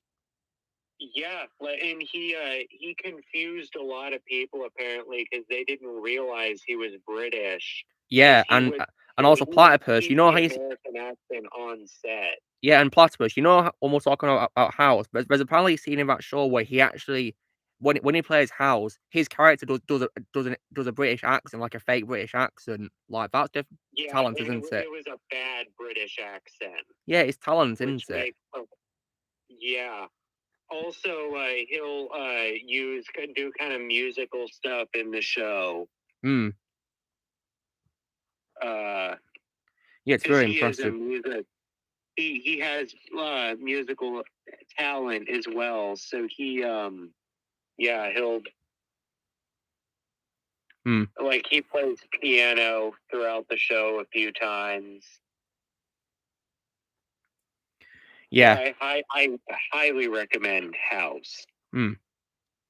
So there is one movie from Hugh Laurie that, as much as I love Hugh Laurie, I don't think I'm going to be watching anytime soon, and it's the Disney live-action remake of 101 Dalmatians. Oh no! No. I've heard bad things about the remakes. So yeah. Yeah. I'm a bit worried about that. That one was from some time ago, though. The 90s. That one wasn't. Okay. If it's from the 90s, hopefully it won't be as bad as what came out recently. Did you notice what I discovered in no mic chat? Wait, what is it? What is it? Yeah, apparently Idris Elba is creating singing. Oh, yeah. I think he's a rapper too as well. Yeah, I was pretty surprised when I discovered this. I think when it was Hobbs and Shaw was coming out, where he was talking about, I'm also, and singer as well. So yeah, I like to do all those things. Hey, Luke, you know what's funny? What? When I was fighting the Thunderjaw in Horizon. Yeah, what about it? Spotify played Idris Elba's song while I was fighting him. Really? How come? Yeah. Because I had it on shuffle, so it just played any songs, literally. Speaking of music playing while playing games, guys, when I play like action games, I like to play the music from the John Wick 4 credits when I'm playing fighting games. I mean, do you guys remember the credit song from John Wick 4 called Eye for an Eye? Yeah, I love that song, and as a fun fact, guys, it's sung by the actress who plays the daughter of John's friend in the movie, Koji's daughter in the Osaka Hotel. Oh yeah, she was the daughter of the guy who gets. She was the daughter of Hiro Samanaka, who gets killed by Donnie Yen, if I remember. I think that's how it went. Yeah. I need to rewatch that one. Yeah, dude, John Wick 4 was an absolute blast. Oh yeah. Yeah. It had my favorite character from the franchise with that the Russian gangster guy. Because watching Scott Atkins. what was it? Wait, hold, His name was Scott Adkins. wait, Platypus. Are you talking about the big guy in the nightclub, Platypus? Yeah. Well, that's a German criminal called Keeler, played by Scott Adkins. Oh, he wasn't Russian? Yeah, he's German. He's German. Okay. Oh. Okay. Well, I'm my mistake on that, but he was my favorite character in the franchise because, like, you could tell that Scott Adkins was having fun playing that role. Yeah, he was indeed. Yeah, and when you say Russian Daniel Vore, he has actually played a Russian character before, which of course was Yuri Boyka in the Undisputed movies. Speaking of Scott Adkins, I think he deserves to be crowned the king of all of these direct-to-video action films because it's my understanding he does all of his own stunts. He does, yeah. So, it's also kind of weird to see him in like a Les Grossman fat suit for John McFour. Yeah, I think it's probably his most unique role that I've seen so far. But like you could tell he was enjoying it. And he was, yeah. He was enjoying it. It's just infectious. Yeah, he look. I mean, who wouldn't want to be in a film with Keanu Reeves and Donnie Yen in that scene, eh? That too. Like, honestly, people try to talk about how Keanu isn't a good actor. I'm like, how is he? Like, he doesn't act like he's enjoying it. Like, that is good acting. Because you know that those movies are a blast to make. No, I do respect him for being like, yeah, we're probably not going to make a fifth one. Like the director was saying, if the idea happens, like if the right idea comes, we'll talk. But like, I think you know that they're not just going to make it just to make it. Like, they're going to make sure there's a good reason. Well, all I'm going to say without spoiling is that I think John McFour was probably the perfect ending of a franchise. Yeah. If they make a fifth one, it's obviously a cash grab. Well, I'm not going to watch it. If they're going to do it, they better have a damn good reason for doing it. Yeah, of course. I will. I will watch the spin-off called Ballerina, though. Yeah, Ana de Armas. Yeah. For Keanu and Lance and on. But they were saying that if they do make a fifth one, they want Robert Downey Jr. to be in it, which I'm like, I mean, he's not really doing anything now. He is going to be doing a Christopher Nolan film, however. He's going to be Oppenheimer. Yeah.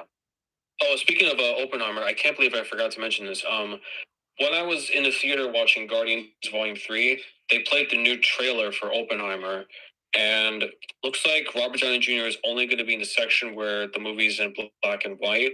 But I saw Roderick from Diary of a Wimpy Kid. I saw Luke, you're going to love this one. I saw Josh Hartnett from Halloween H2O, as well as Operation Fortune.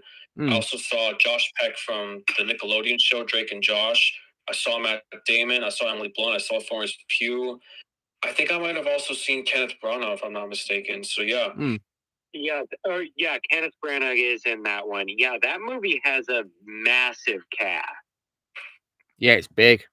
Has lots of his collaborators. What's his name? Nolan basically called in every favor he could for that movie, and you can tell. Yeah. Although it looks like Sir Michael Caine's not going to be in the film, though, from the look of it. I mean, I can understand because he's 90, so he probably wouldn't have much time, would he, to do that? Maybe he also doesn't live in the United States anyway, so... Yeah, but there's that too. Unless they, of course, filmed it in the UK, I don't know. They didn't film it in the UK. Well, yeah, there you go, then. He probably won't be in it, then. Totally understandable, because he's 90 now. He probably can't do flights anymore. Yeah. I don't know. I feel like it would have been worth it to have him in, like, a cameo in the movie. A cameo, I guess we could do, if we filmed it in the UK, of course. I mean... Yeah. Yeah. If they were to do a cameo, I would prefer they would do it like what they did with Dunkirk, where it was just a voice role. Yeah, that could probably work. Okay, maybe that's what they'll do then. Yeah. Yeah, they hope that Michael Caine will at least get a cameo. So as far as the Oppenheimer trailer, the only thing I was disappointed with is that I wasn't able to see Rami Malek. Because I know Rami Malek's going to be in it, and I was kind of disappointed that the new trailer didn't show him, so maybe we'll see in the movie. Yeah, they still haven't confirmed who he's playing either in this movie, according to Wikipedia. They haven't confirmed who he's playing. Yeah, it was nice to see Josh Hartnett as well as after the whole, Drake and Josh is well into the past, and I'm glad that Josh not only lost a lot of weight, but he's also kind of coming back to being a dramatic actor. So it was nice to see him in a Christopher Nolan movie. I don't know. I'm a late 2000s, early 2010s Nickelodeon guy, so Drake and Josh was always something that I was kind of watching. Nice. Yeah, same here. Yeah. I've last watching The World's End, Connor. Well, I'm glad you did. I love The World's End, and stay tuned for my review of that on Thursday. Oh yeah, Dan. If you want to know the actor that played Roderick in Wimpy Kid, his name is Devin Bostick. Mm-hmm. Funny enough, as a kid, I always pronounced it as Devon Bostick. I pronounce it as Devin Bostick. Maybe I'll have to pronounce it as Devin Bostick. I don't know. As a kid, I was always Devon for me, but maybe that is the correct way to pronounce it. Maybe. You're going to check out The Mummy, are you, Connor? Nice. Well, in my opinion, The Mummy is an example of a film that did not need sequels. Even though I do enjoy the Mummy sequels for guilty pleasure reasons, I do agree it should have stayed as one movie. All I'll say is that in my opinion, the best part of the sequel was Brendan Fraser. Yeah, he was the main highlight. And hell, even the Scorpion King CGI was better than anything Marvel. Yeah, it's better than anything Marvel nowadays. Yeah. Because remember how I told you guys how I reacted to the Scorpion King CGI when I watched The Mummy Returns a few years ago? Ollie, didn't you laugh when you saw it for the first time? Yeah, I had to pause because I was laughing for 5 minutes straight. I can't blame you. It's horrible, isn't it? Is it worth watching the movie once just to see? Would you guys say? Well, that's up to you, Platypus. It's up to you. It's pretty much your choice. Yeah, you do what you want to do. Yeah, but I guess a one-time watch is good enough. Yeah. And let me put it like this: if I rewatch the Mummy sequels, I would only do it for Brendan Fraser. Yeah. Yeah, me too. For me personally, the only Mummy sequel that I ever need is the ride that's over in Universal Studios Hollywood. Oh, I've been on that ride. It was great. One in Florida. I've done the ride too. Because obviously I look forward. Yeah. But in my opinion, well, guys, the worst movie I've ever seen is probably that horrible Tom Cruise one in 2017. No question asked. Threw that movie all the way. Yeah, a massive 0 out of 10 from me. I definitely think it's Tom Cruise's worst role I've seen as well, unfortunately. Yeah, sadly.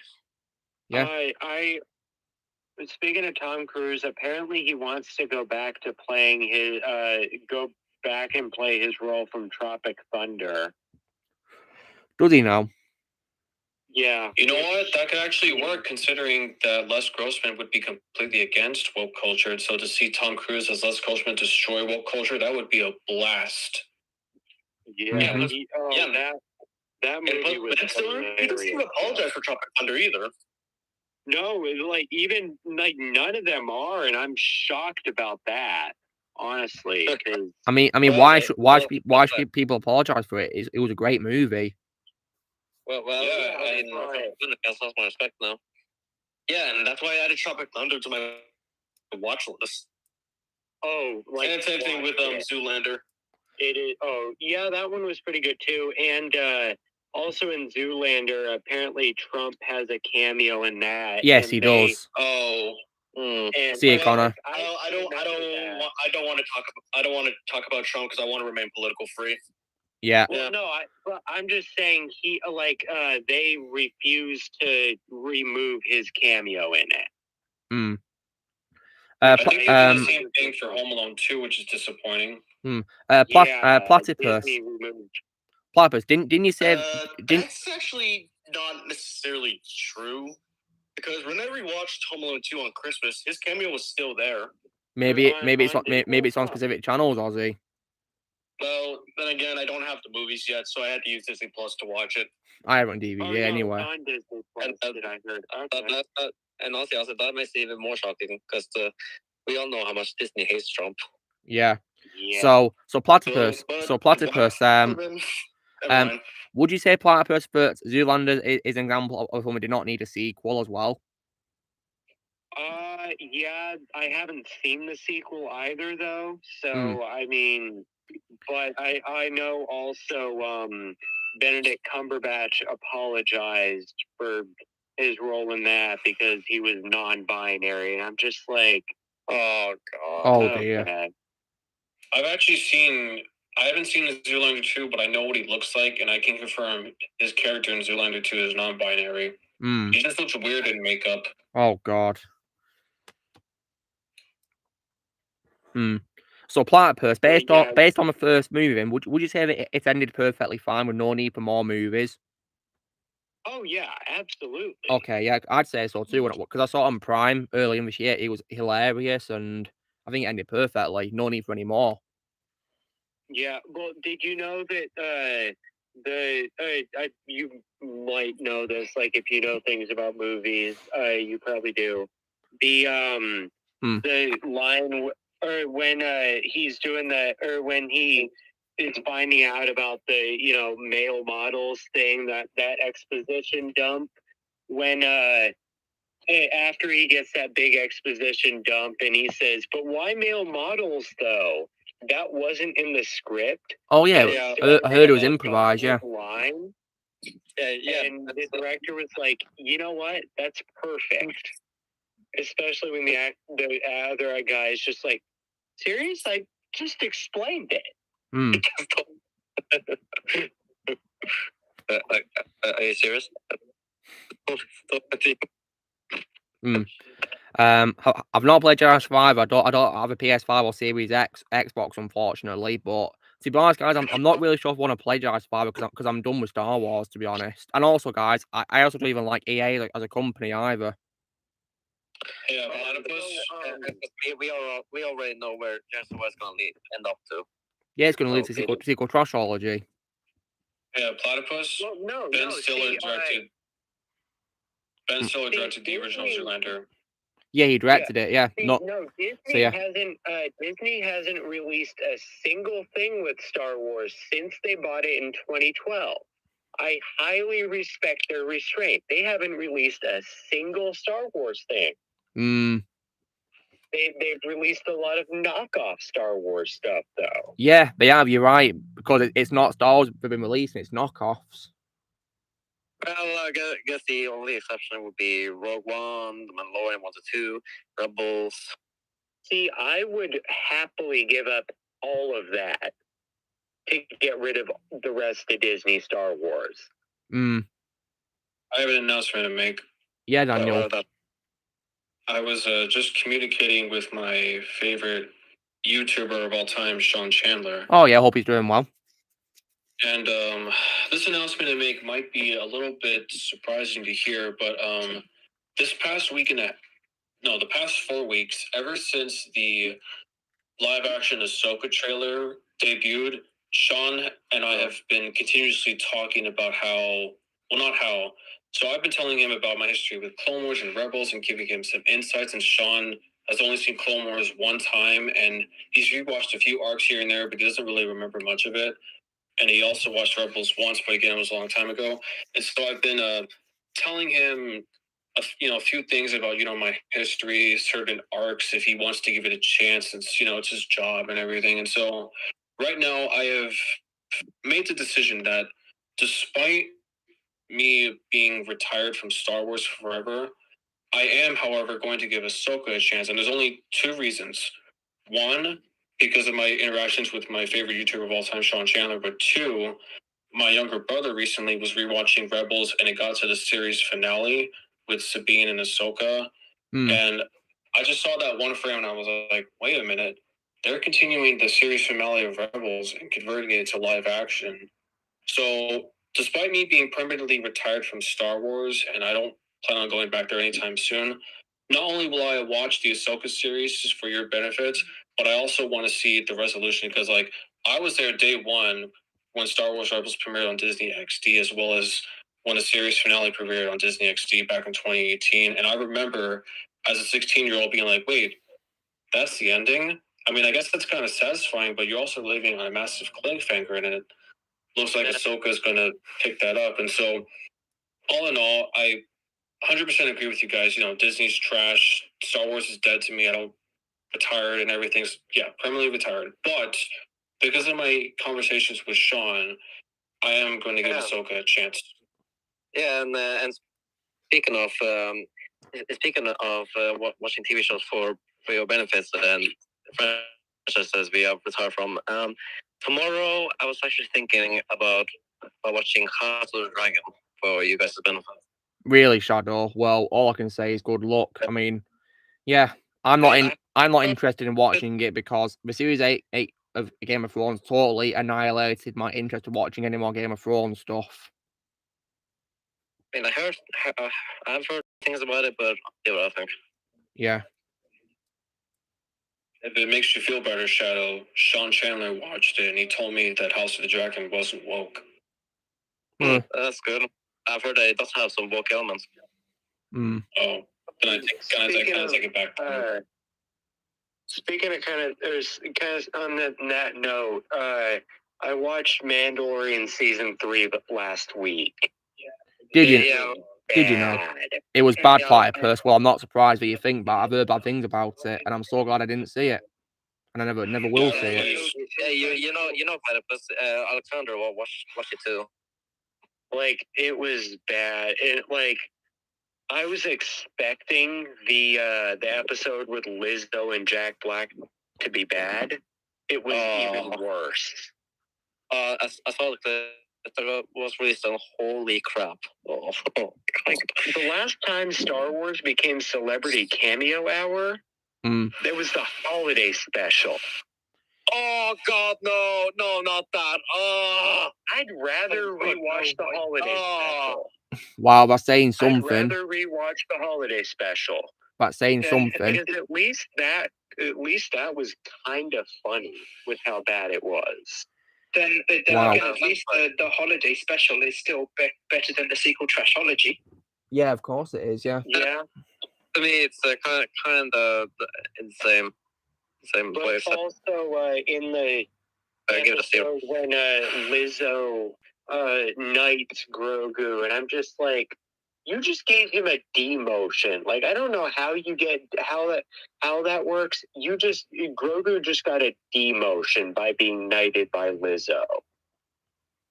Guys, this is why I like to watch older things nowadays, really. When franchises go horribly wrong, nowadays, I like to go back in time and watch older stuff. I mean, because as you guys know, I binge watched Batman animated series, and it's my favorite show of all time. One thing old thing I really want to watch is The Producers.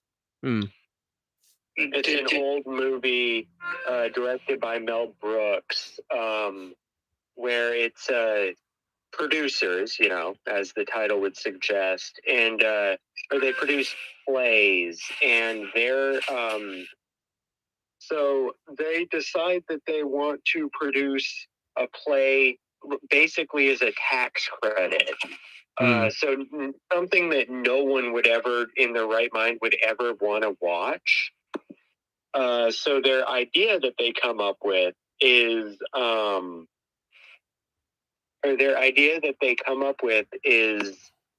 a Nazi musical. When it comes to Mel Brooks, my favorite film by him so far I've seen is Spaceballs. Yeah, same. My favorite movie of all time. What? It's your favorite movie? What? I can't say blame me. It's my favorite parody movie of all time. My problem with that movie is not necessarily so much the movie itself, but I just got really, because I got introduced to that movie in a very bad way, which made me very angry. Because there is, my father has this family who he's friends with, basically friends of my father, basically. And we went to a restaurant one time. This was a few years ago when I first got introduced to that movie. And I was talking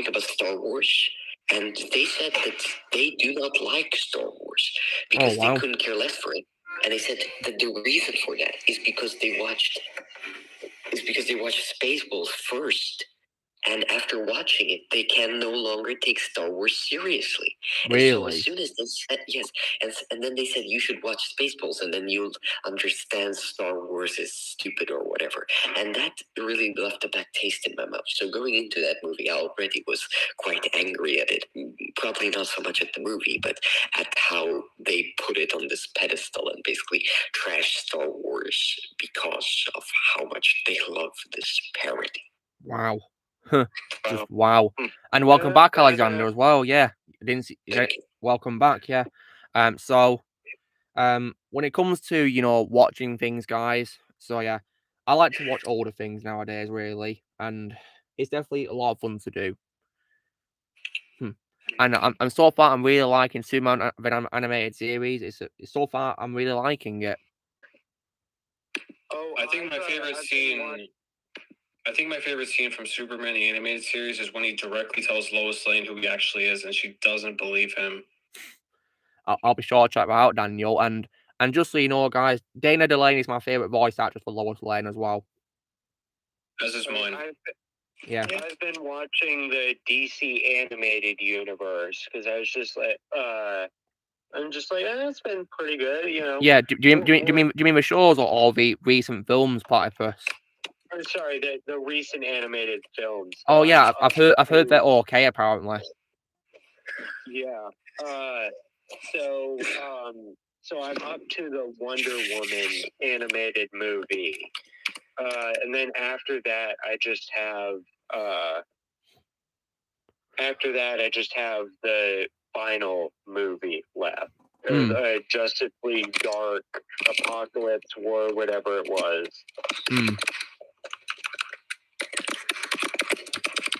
Yeah. And I was already familiar with Dana Delaney as Lois, guys, because she also voiced in the Batman 2004 show, and she also voiced in the Flashpoint Paradox movie as well. Which is pretty cool. So, Alexander, there's someone I'd like to ask you on this chat. Earlier we were talking about shows that we watched, but you know couldn't get into, and we stopped watching after like one episode. Has there ever been a time when you trying to watch a show and you hate the first episode and you don't want to watch anymore? There definitely has been. And it's probably the best example that comes to mind is that Babylon show or whatever it is. I don't think I've seen this Babylon show. I've seen a movie from last year. I thought that film was good. I don't know. It's some space thing, and my father. Once again, most of these things that I hate, I don't like watching. It's because I'm forced to watch them. My father pretty much forced me to watch this show as a contender to Star Wars to try and make me like something more. Yeah. Yes. Babylon. Okay, Babylon. Okay, I've heard of it. Yeah. I'm not seeing it though. To me, nothing beats Star Wars, and the fact that he was pressuring me into watching it, pressuring me so hard that I found it completely boring and ridiculous and nothing compared to Star Wars, especially, and not even that good on its own merit, really made me dislike it. And as soon as I could quit, I pretty much left. As soon. Yeah. Wow. Yeah. Oh wow! One show that was that for me, or like it wasn't that I hated it. It made me so uncomfortable with the pilot. Was Malcolm in the Middle? Oh, it wasn't that a sitcom that Bryan Cranston was in, Platypus. I know, and that's why I tried watching it, and he was the reason I couldn't. Oh no! Was it not for you? The nudity hit a little too close. Oh God. Yeah. Wow. Shadow, aside from Rings of Waltness, has it ever been a show you tried to watch but you couldn't watch after one episode? I